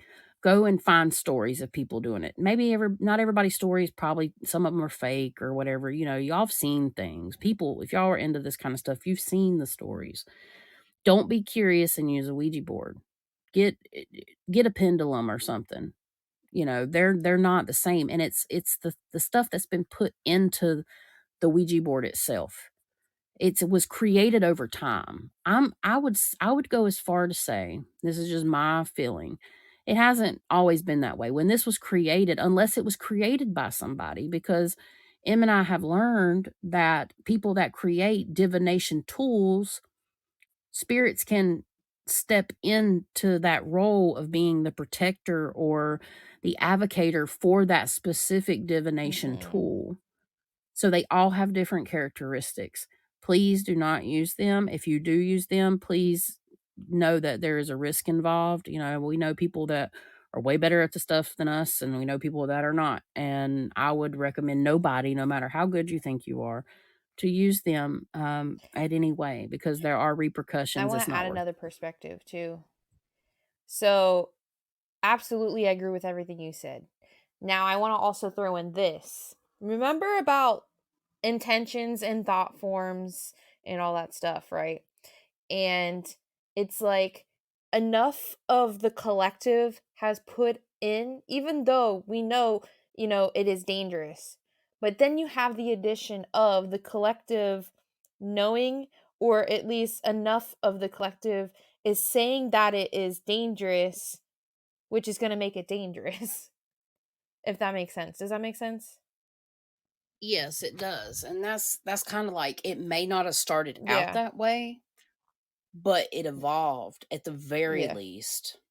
But now it makes me kind of want to look and see what they have about the Ouija Yeah. board. It really does. It makes me want to kind of look into the history. But yeah, that's pretty much all I have for the Ouija. The Ouija. Okay. Now we got the rune tiles. So, rune tiles, also known as runes, are ancient divinatory tools that are used in various forms of divination, particularly in Norse and Germanic traditions. They are typically small rectangular tiles or stones that are inscribed with runic symbols, the runic alphabet known as the Elder. And I'm sorry for those who are educated in this, but I'm going to pronounce this wrong. Elder Futhark consists of 24 symbols, each representing a specific sound or concept. In divination rules, rune tiles are typically cast or drawn from a bag or a set of tiles. Much like tarot cards, the symbols on the runes are believed to hold spiritual and mystical meanings, and by interpreting these symbols, practitioners can gain insight into various aspects of life, such as relationships, career, health, and personal growth. The interpretation of runes in divination can vary depending on the practitioner's tradition, personal beliefs, and the context of the reading. Some practitioners may rely on traditional meanings associated with each rune symbol, while others may incorporate intuition and personal associations to interpret the messages conveyed by the runes. And then I chucked in here a little thing about Scrabble tiles because it can be used in a similar fashion, but they can be repurposed for divination in a similar way to rune tiles or other symbolic systems. To use the Scrabble tiles in divination, you would assign meanings to each letter of the alphabet based on your own system or a pre existing one. These meanings can be derived from traditional interpretations, personal associations, or a combination of both. Once you have assigned meanings to the letters, you can shuffle or mix the tiles while focusing on your question or intention. Then you can draw a certain number of tiles, arrange them, or even create words or combinations with them to gain insight into the situation or inquiry at hand. The interpretation of the Scrabble tiles would then depend on the letters drawn, their positions, the words formed, and any patterns or connections you observe. You can apply your knowledge of the assigned meanings, your intuition, and your understanding of the context to interpret the message conveyed by the tiles. And then music, I just want to briefly throw that in there. Um, I do a lot of stuff with music when it comes to song association, and I sometimes do use that in readings, but song association to what hits you personally or based off of actual meaning of the song. So for me, and I've seen this happen on other channels, like you'll have someone be doing a reading and they'll use cards and all that, but then they'll go through their music playlist and like shuffle through it, and whatever song comes up is, the song meant for you.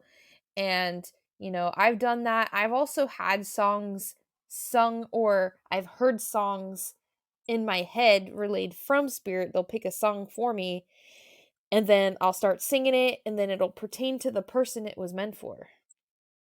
Yep, that's exactly what happens to me. I'll wake up. Sometimes if I this isn't normal. I'll just wake up with a song in my head and I make sure I note it and I write it down or make a mental note of it, because within 3 days I'll have a client that it pertains to. Like I did a reading on a Facebook group when I was still practicing and stuff one time, and that is exactly what happened. I've done that several times, but also I believe like your spirit guides communicate with you, and this is somewhat psychic-y from a psychic Hmm. perspective. But if you can't get a song out of your head, sometimes it's just frozen, right? And then we can't get it out of our head. But if it's something just off the beaten path, for sure, pay attention to it, because it could help you in your future divination. Hmm. It's very Yes. cool. Faux show. All right. So briefly, I'm just going to talk about dice because it can be used as a form of divination, and it's known as, how do you, I don't even know, like my country ass, and we done talked about this, clarimancy. Is that right? Sounds right. Clarimancy. Sounds right. All right, good. It's a form of divination that uses dice to predict the future, and it is a practice that has been around for centuries and is often associated with ancient cultures. There are many different methods of dice divination, but for the most common, involve interpreting the numbers or a combination of the numbers that appear when the dice are rolled, and the interpretation of the dice is often based on the intuition of the diviner. The diviner may also take into account the context of the reading, such as the questions that were asked. I personally, and I know Emily has some too, I have the astrology dice, and I actually really like them. They're very cool because if you understand what each house means, what each planet means, and I think it's zodiac, what each zodiac Hmm. means, you can actually take it and form a interpretation off of the client's questions, or just for fun.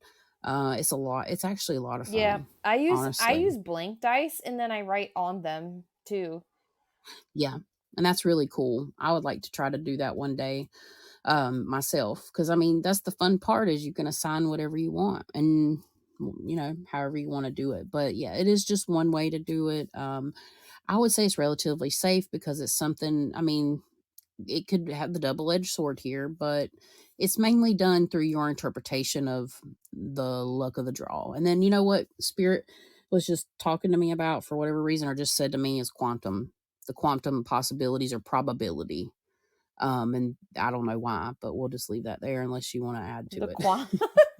Well, Quantum probability of like things, how things are hmm, rolled. There's a whole, like, I'm not a me neither. scientist, I don't understand it, but it's something to do with like quantum probability and spirituality and all that, because I do believe it's related. I don't know why. That just popped in my head. Hmm. I don't know anything else. Cool.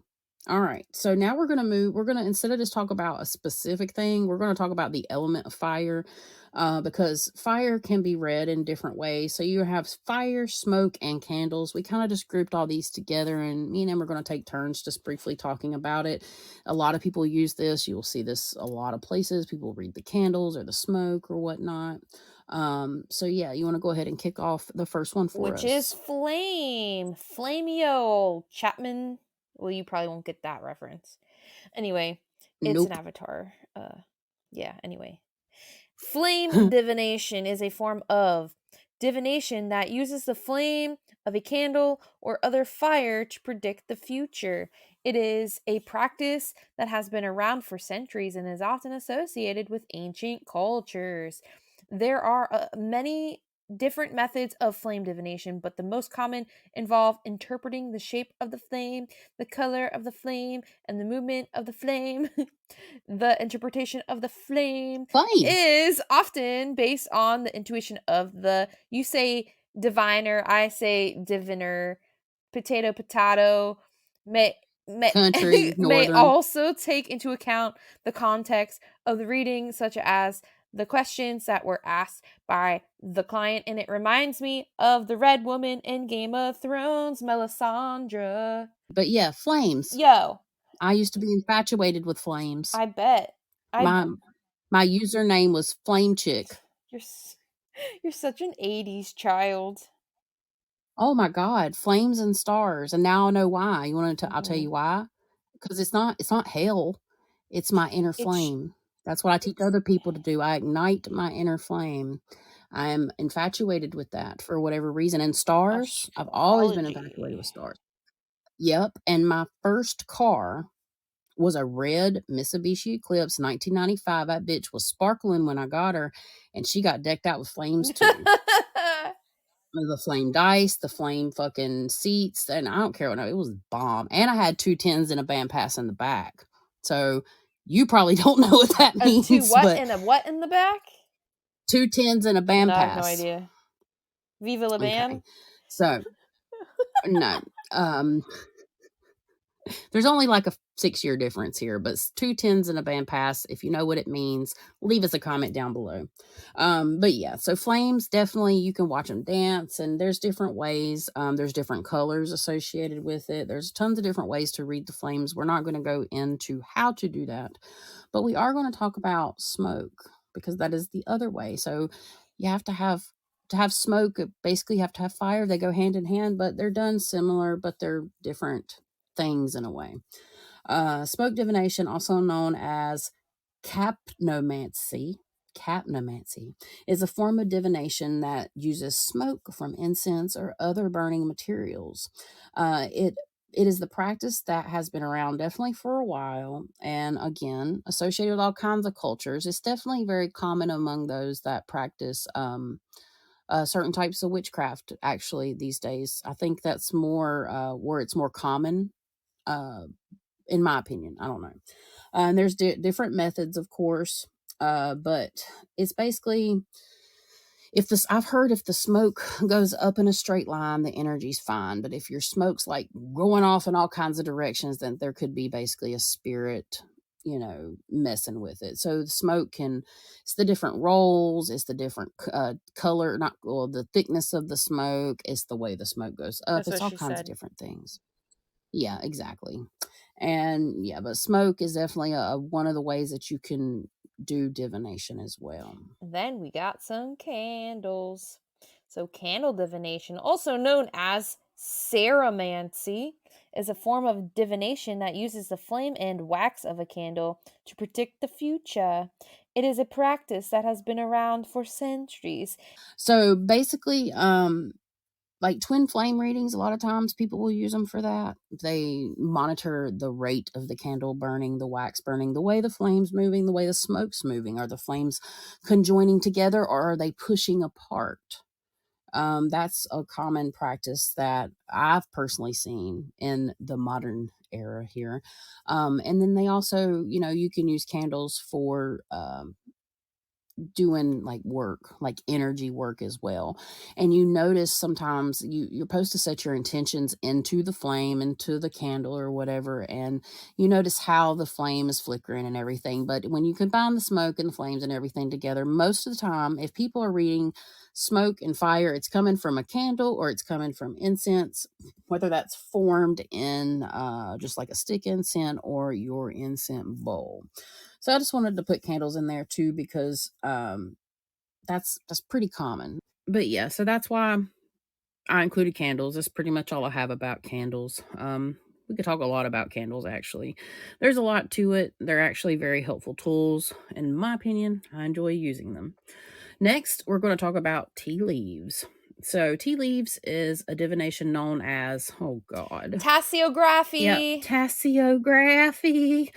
And it obviously, you use tea leaves in a cup of tea to predict The future, like Zoltar.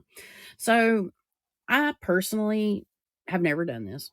I don't know, Emily, if you have either, but there's different methods. The most common involves interpreting the shape, size, and position of the tea leaf in the cup. And the interpretation of the tea leaf is often based on the intuition of the person, but there's also certain standards that people do follow. And I would assume that moves from culture to culture, person to person. And then, of course, you can always kind of create your own. Would you ever be interested in reading tea leaves, Emily? Eh, I have of oracle cards that are tea leaf cards.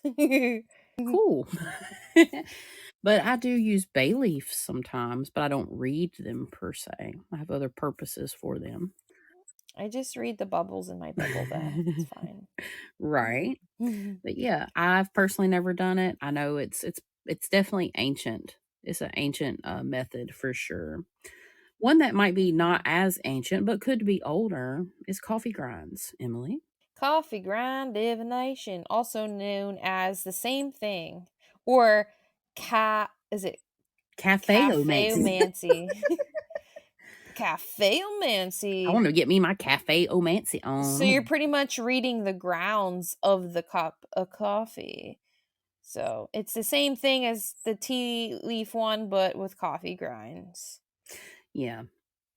And it's Yeah. actually associated with Turkey and Turkish beliefs, Oh. evidently. Yeah, that's kind of interesting.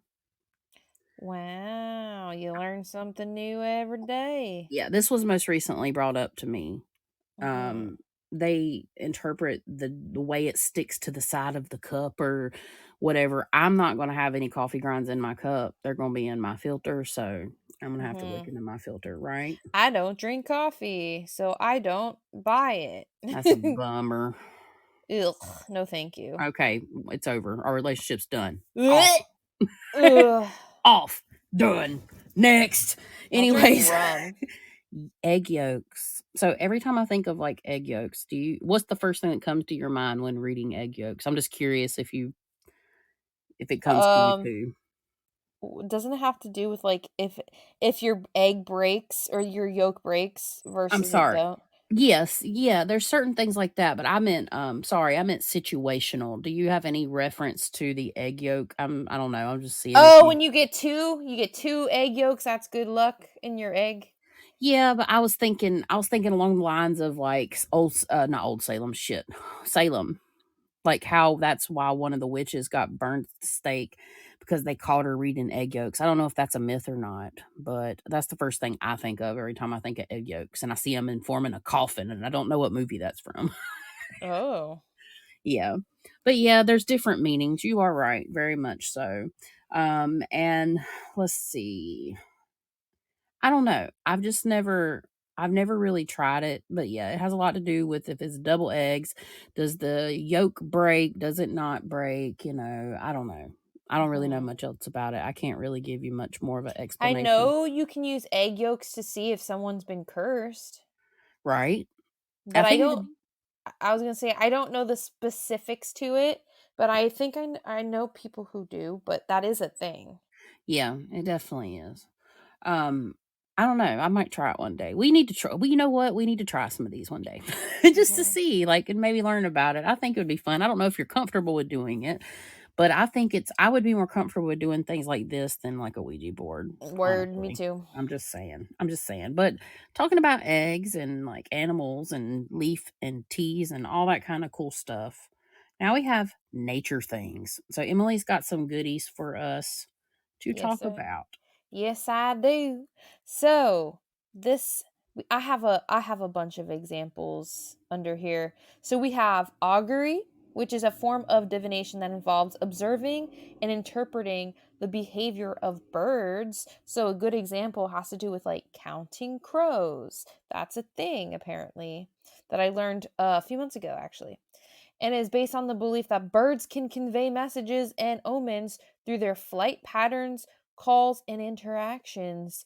Different bird species and their behaviors are associated with specific meanings or messages.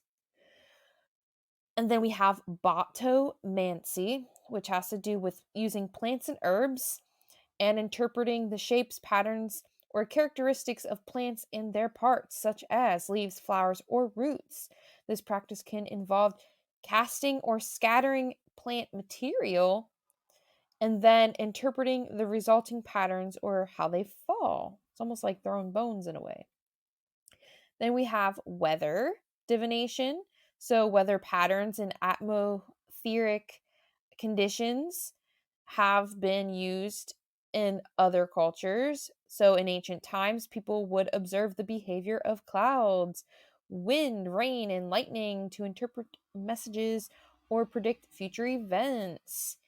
And I remember, like, or I should say, I pretty much heard this in my head, clear cognizantly, like when thunder, or I should say, lightning strikes, people would say, "Oh, it's the gods, they're pissed off," or Yeah. something like that. Yeah. And I don't know if you have this in here, but I just want to, since it's probably a good time to mention it here. I don't know if it's a thing up there, but when we call it when the leaves are turned, Hmm. that means there's rain coming. Oh, I And didn't that's, know that. yeah, and that could be borderline a superstition, but I think it's more of a divination because down here, like right before, even if you can kind of tell if it might rain or something, but if it's going to rain that day, the leaves will turn over. So if anybody's never heard of that, just start paying attention, for sure, because it kind of is almost always true. Like I follow that. Oh, I follow if I get a headache or not. Right. If I do, depending a certain spot on my head, if I get a headache, it's gonna rain. I understand that. Yeah, and it's just like kind of like an old wives' tale. If the Mhm. leaves are turned, then it goes along. I mean, I don't know where that originates from. Again, I would be interested in looking, but I thought it was cool to mention Mhm. just in case people didn't know. And then we got geomancy. So that's a practice that uses natural elements and patterns on the Earth's surface. It involves interpretations based on the arrangement of stones, sand, or other natural materials within a designated area. The- So the person doing the reading of it observes the shapes, lines, and patterns that emerge and derive meaning from them. You got animal symbolism. So animals have long been associated with symbolic meanings and have been used in divination. Animal symbolism can be found in forms of divination such as tarot cards where different animals are depicted and carry specific interpretations. Animal encounters or sightings in nature can also be interpreted as messages or signs from the spiritual realm. So the woolly bear caterpillars, so if you have a certain amount of black versus brown on them, could indicate what kind of winter you're gonna have. Yeah, that's very common here. Hmm. The groundhog. Yep. You got groundhog if he sees his shadow or he doesn't see his shadow. Yeah. Yeah, I'm seeing different types of animals and stuff, which is all like cultural dependent, Hmm. of course. But I think it's fair to mention it's really neat. I do want to try some geomancy though. Let's do it. Let's go roll around in the Yeah. yard. Fuck Okay. yeah. Let's go touch some grass. Yeah. Yeah. And then we have crystal and stone divination. So each crystal or stone is believed to carry its own energetic properties and meanings. And so practitioners may choose specific stones or crystals based on their associations or intuitively select them for divinatory purposes. They may observe the color, shape, texture, or patterns within the stones and interpret their messages accordingly. Then we got tree divination, where trees have been regarded as sacred and wise beings in many cultures. Tree divination involves connecting with specific trees or their parts, such as branches, leaves, or bark, to receive guidance or insight. This can be done through meditation, visualization, or simply being in the presence of a tree. The shape of the tree, its growth patterns and messages conveyed through the rustling of its leaves can be interpreted symbolically, but then you also have spirits that are kind of taking care of them, like the divas and then the dryads. And so it's like there's a whole bunch of can of worms to be opened in that Right. realm. And I would like to mention certain trees take on different characteristics of the energy around them. Hmm. I think that's fascinating because then you have like we've all heard of like I mean, I'm not trying to be too sensitive here, but the hanging trees, like they end up getting a Mhm. certain energy about them. And then also like the witch's tree in Kentucky, like certain stories go along with that and they just look all wicked and stuff. But I do think Mhm. that they can be influenced based on the energy and the environment and what has happened. Mhm. And I feel like too, like, I don't know, clairsentient people have a way of picking that stuff up with the earth stuff. For sure. I'm very drawn to trees. I love me some trees. Yeah, me too. Mhm. Treasure Tree and Company. Mm. Anyway, then we have earth divination. So involves observing and interpreting natural phenomena related to the earth such as earthquakes, volcanic activity, or land formations. It can also include dowsing, which is because we already said it. And then the earth's energy and movements are believed to hold messages or indications that can be interpreted for divinatory purposes. Okay, but is it divinatory or is it science? Or Um, both? both. I mean, personally, I believe it would be both. Of course, we Yeah. got scientific stuff, but yeah, you can. It's the same if you're using different things. Like you're not just locating water with dowsing rods. Hmm. You can locate objects. You can locate all kinds of shit Yep. and points of energy. In terms of like the Earth's chakras and lines and Hmm. energy lines and ley lines and all that kind of stuff. Yes. Yeah. So the next. Now, Oh, sorry. I was going to say, now your most favorite topic. One of them, yes. That would be astrology. Astrology. So there's different types of astrology, right? And basically, the type of divination astrology would be referred to as predictive astrology. So, astrology, we all know, is basically the study of the moons and the stars and, even mathematical points based on the position of the moon. For example, the lunar nodes and stuff like that. But you can use astrology in a predictive way by, uh, for example, if you have a known event that occurred on a specific date, having the time is very helpful, but if you know when it occurred and where it occurred, the time is relevant but can be swayed a little bit. You can actually, like, let's say the birth of America. So we can take the birth of America, plug it into the chart, and get a transit reading. So the transit's really important about predictive astrology because if you look ahead, so I can have the initial like natal chart of the birth of America and then throw in the transit chart, which is the current position of all of the sun, the moon, the planets, all the other stuff, the asteroids, anything you want to add in there. These days they're going wild with the asteroids and different types of dwarf planets, which I haven't got as much into as I would like. But you can take those things and you can put it or do the reference between the natal chart and the transit chart and make certain predictions. There are people that actually do like questions now for predictive astrology. I find it very fascinating because these people get like really into it, okay?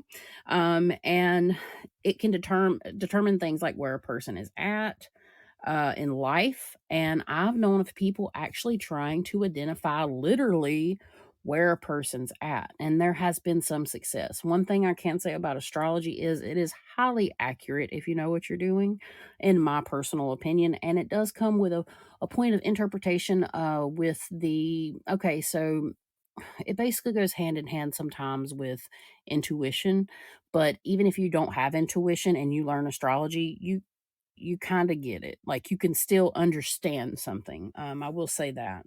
And there's certain things people look at in predictive astrology, certain planets and certain cycles and stuff like that, without going too far into it. But there is such a thing called predictive astrology. So, and looking at your current transit compared to your natal chart is important if you're having some really like crazy life changes. You can actually go in there and find how that relates to your current situation and then jet on ahead to figure out maybe when those certain situations or feelings will begin to pass based on the movement of the planet, the stars, and other factors in astrology.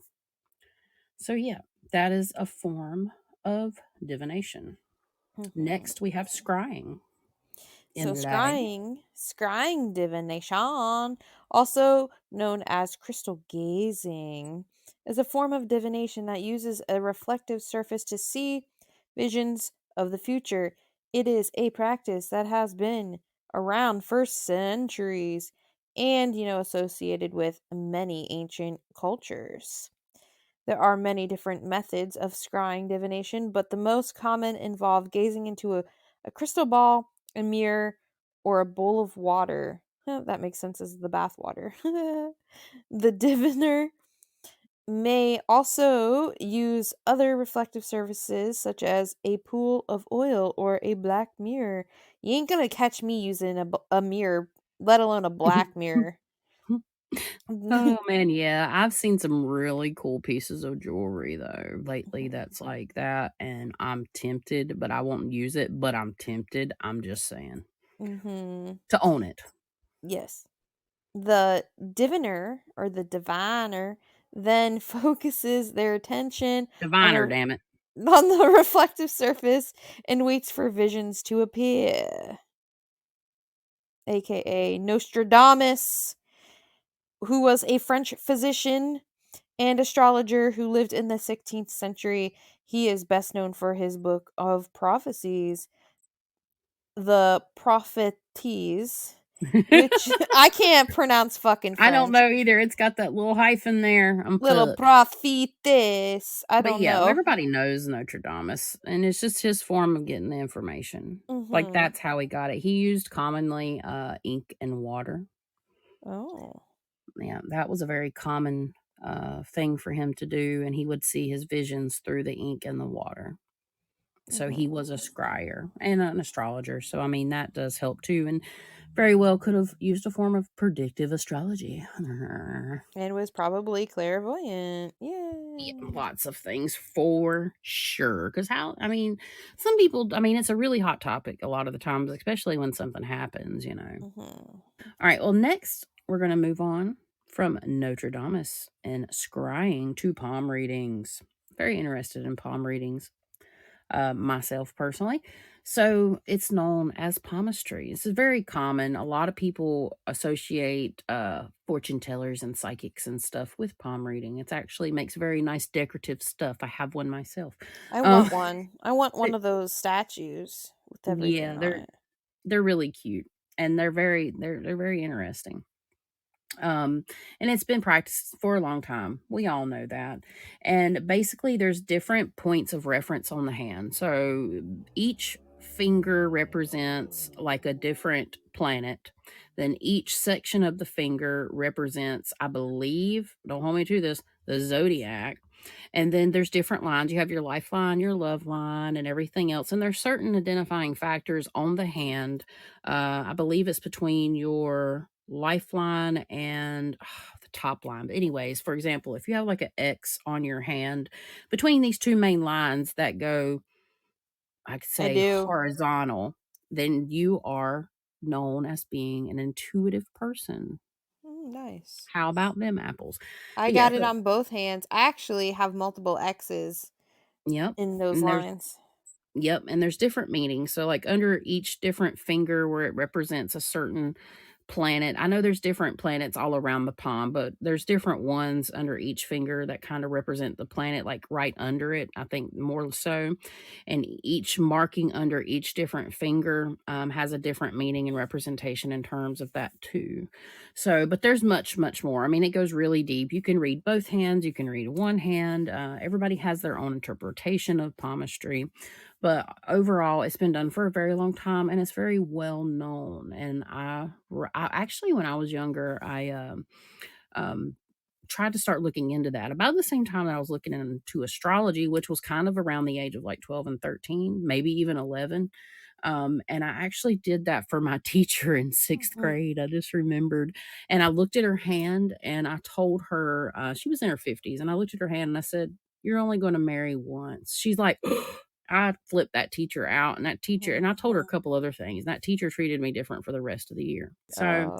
I guess I've been doing this stuff for a little. I forgot about that. I just remembered. I guess I've been doing this stuff for a while, but I never really picked it up. But it's something that I'm interested in learning more about for sure. But yeah, I think that's all I have. Oh, well, I will add this.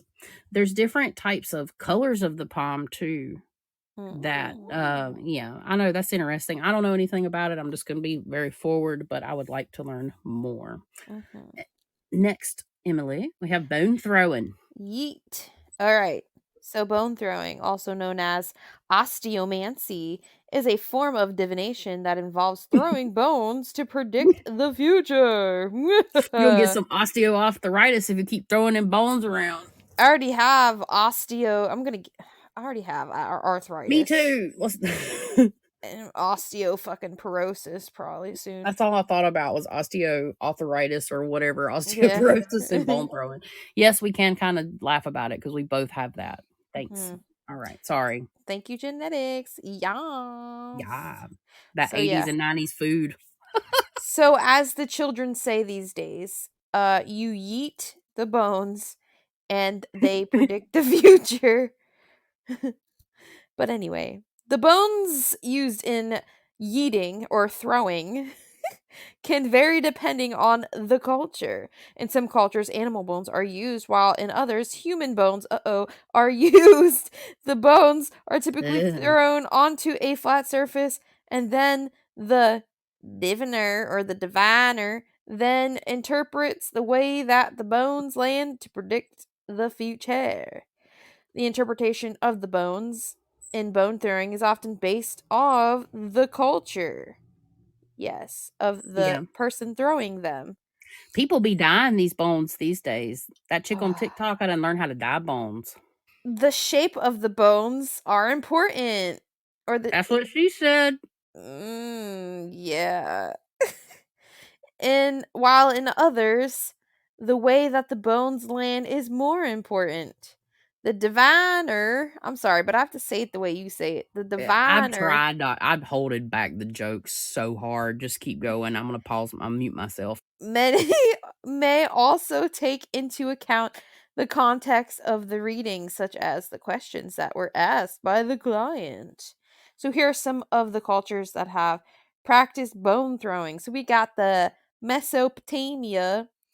So they used it to predict the future, but they believe that the bones were inhabited by spirits and that the way that the bones landed could be interpreted to reveal messages from the spirits. In Egypt, um, they believe that the bones were a way to communicate with the gods. In Greece, uh, they used a variety of objects, including the bone shells and entrails, but they believe that the objects could be used to reveal the will of the gods. And, Rome, uh, yeah, they believe that the objects could be used to reveal the will of the gods as well. I feel like Rome and Greece are very similar too with the deities that they worship, so that makes sense. And then bone throwing is still practiced today by some of the cultures, such as the Zulu people of South Africa. The Zulu people use a variety of bones to predict future, including the bones of animals, birds, and fish. They believe that the bones can be used to reveal messages from the ancestors. Yes, yes, And then, and uh, I do you have was. anything to It's add? not really super important, but I think every civilization has practiced that at one point or another. Or we wouldn't be here. Hmm. So, charms, Chastity, take it away. I got the charm. Maybe not tonight, but you know what? I try. So it is a form that uses charms. Basically, you can use whatever you want. It's Mod Podge of different things that have symbolism that's not even necessarily assigned. It's just different things that you can collect. You can collect them yourself, which makes it really fun. Like I'm in the process of wanting to do this and have some boxes and some things because I don't know. It's just I enjoy collecting things. Obviously, we talked about that, but you can collect anything, pennies, buttons. You can actually go on Amazon and buy like charms that have different symbolism, and it is very similar to bone throwing. But what you do is you have like a little mat, and you can, or you don't have to. You can just throw it out on the table, and basically you pick through the charm box and you throw them out, and then you interpret the message based on the client or your requests, and then you can get answers that way. It just depends on the person. It's really really neat. I definitely, there's several things on here that I can't sit here and say that I do want to try. Like seriously, I don't want to try. Like most of the things on this list have been safe to do within reason with good intentions. It's just a few things that you got to be kind of careful about. And all Mhm. of these things, you can find somebody everywhere that does all of these things. For sure. So, yeah, I mean, that's basically the overview of charm reading and charm throwing. It is very similar. Um, Overall, I mean, I don't know. It kind of, we've learned with you guys, like we're aware of some of these things, but as we do these episodes, we have learned with you guys a little bit too. Um, and I find a lot of these to be very interesting. So let us Mhm. know what you guys think. Let us know if you try something, guys. Let us know if you try one of these and how it went. Or if Mhm. you have any questions about certain things that maybe we can, help with, leave them in the comments below. There's certain places you listen, you can't comment, but there's certain places that you can. Then Yes. we have ethics and safety reminders. So we talked a little bit earlier about some experiences with, how we ethically feel on being asked certain questions or whatever. But believe it or not, there is kind of a code, and it can change, but these are they're kind of obvious, right? It's up to the person, and many people do not follow a code of ethics. There is a lot of things out here that um definitely cross the line. So there is someone I was talking to recently that expressed to me that she has heard some types of practitioners that do spells for people say that if there is a bad review that they actually will go after that person and stuff of the such, which isn't cool. That's It's not fucked cool. up.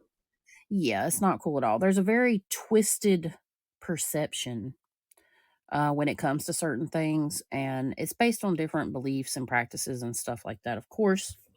But here's just a brief overview of the code of ethics for divination services.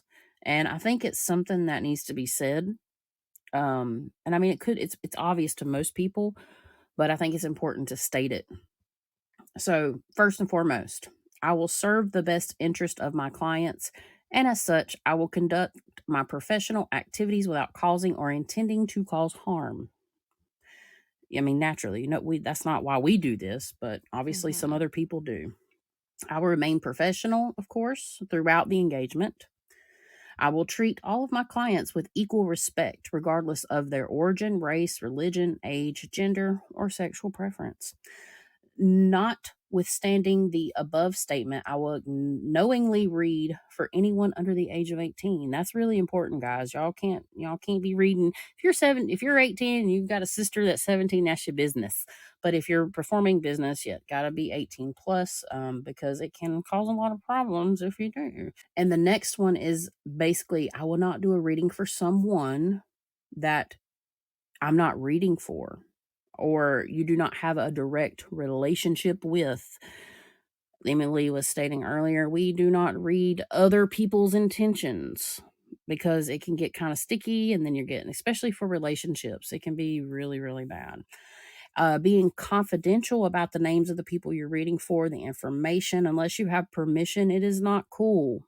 It's like confidentiality. You definitely do not want to be spreading everybody's business without their consent, even if it is in a figuratively way, because everything we do, we have to kind of make a statement that it's just for entertainment purposes only, because people get sue happy. Okay. um and definitely, if you notice that somebody is having a legit issue, it's best to advise them to seek professional help and never say that, if somebody's threatening to harm themselves in a particular way, and like you're seeing things, that's kind of a judgment call, but in the same time, like what would happen if you're advising a person that hurts themselves, for example, or if they're mentally ill, like, it, I'm not a rat per se, like I'm not going to spread people's business or nothing, but if I felt legitimately concerned, I would at the very least try to contact somebody around my client. If I could not do that, I would do everything in my means to help that person. Mhm. So I mean, a lot of this again is like just natural common decency. And lastly, in this particular list, respecting the client at all times to the right to refuse or terminate their reading. You don't want to constantly press people for any reason. And if somebody is pressing you or continually pushing their services on you, generally there's only one reason. Now, I will say sometimes we get information that we want to share, but if the person's not open to hearing it, you should never push that onto somebody because you never know what state anybody's in. Mhm. So, I mean, there's this wherever you go, you want to find something like this. I just pulled up a list because it's easier. We could have talked about that for days and whatever else, but I think it's fair enough to say these things because it's not often talked about. It's generally in the fine print. But as far as everything else, safety's a big thing. I mean, you really want to be safe. And we've talked about that too throughout this episode. This is just a final reminder. Use your gut. Don't do anything dumb. Please reconsider using Ouija boards. Emily, you want to add anything? Please reconsider using Ouija boards, and when my cards are published, use those instead. Yeah. To keep yourself from having demons and other negative entities or negative non-human or negative earthbound spirits and so on and so forth. Yeah. Yeah, and it's again to like your vibration all has to do with that. Your Yep. mental and physical health also are included.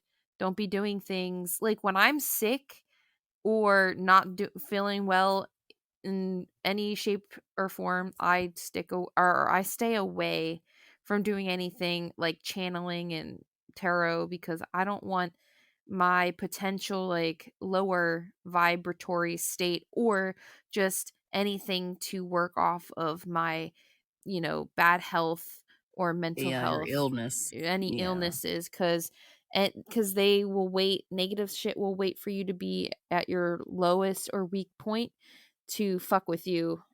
And again, yeah, you don't want to put yourself in that situation. That is true. That is 100% facts. And just use your common sense. I mean, we have free will. We make our own choices when it comes to what we're going to do and not going to do.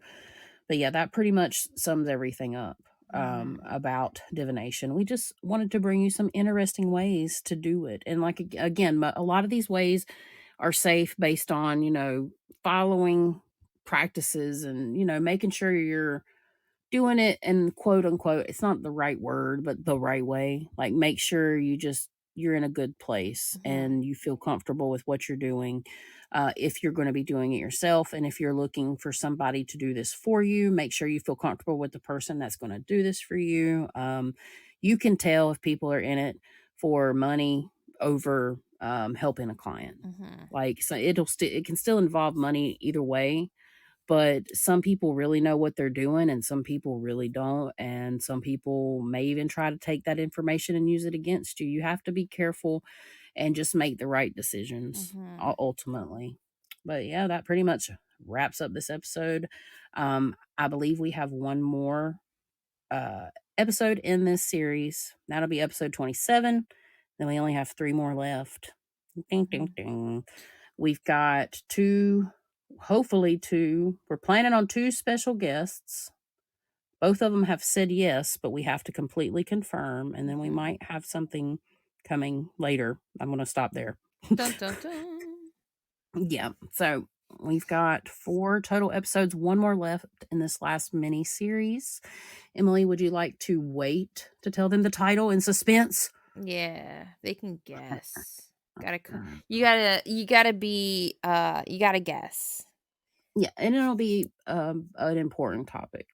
Yes. It it might be a little more, maybe a little more serious topic, Mm-hmm. but an important topic. So, guys, if you want to connect with us, you can always look up us on Instagram, the Facebook, the TikTok, the all those good things. We're everywhere.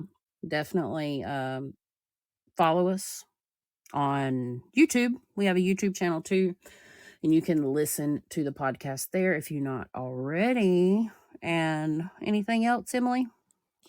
Put in your quarter so Zoltar can give you good reading.